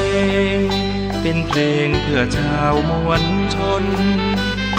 ชีวิตมืดมนสับสนจงมาฟังเพลง สิ่งร้ายๆในใจอย่าได้กลัวเกรงพุทธธรรมบรรเลงกำราบกราบให้ดับสูญขอยกพุทธธรรมน้อมนำใส่ในบทเพลงเศร้าเหงาวังเวงเอาเพลงสร้างสรรค์คำจุนฟังกันแล้วอย่ารอบอกต่อเป็นบุญขอให้ท่านคุณทั้งหลายบอกไปเถิดนาคำสอนพระองค์ 84,000 พระธรรมขันธ์ได้ทรงสร้างสรรค์เตือนใจไว้ทุกเวลาอย่าหลงมัวเมาจิตเฝ้าแต่ปรารถนารูปเวทนาสัญญาสังขารวิญญาณเห็นชัดพุทธคุณเหมือนบุญที่มาชวนเชิญสาระภาพเพลินชวนเชิญให้ทำเป็นทางฟังเอาไว้สดใสอุ่นใจเบิกบานพุทธธรรมตำนานท่องพุทธของพุทธองค์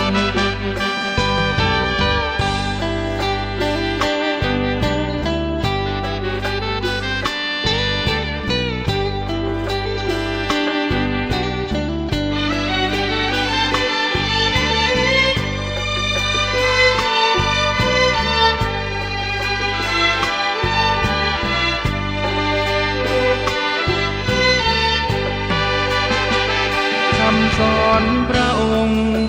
84,000 พระธรรมขันธ์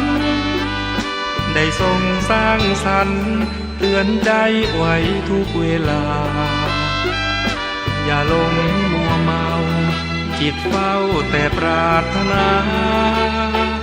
รูปเวทนา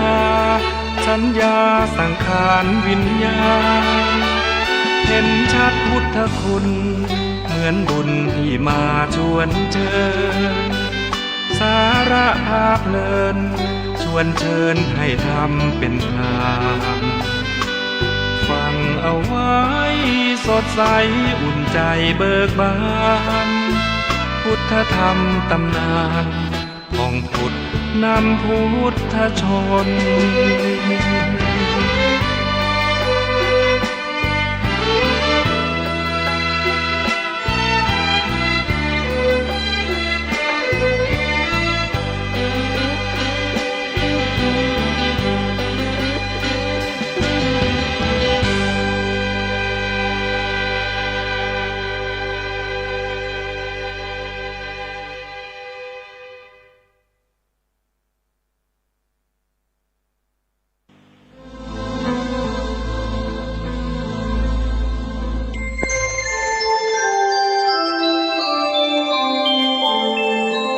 ขณะนี้ท่านกำลังฟังสถานีวิทยุกระจายเสียง FM 104.5 เมกะเฮิรตซ์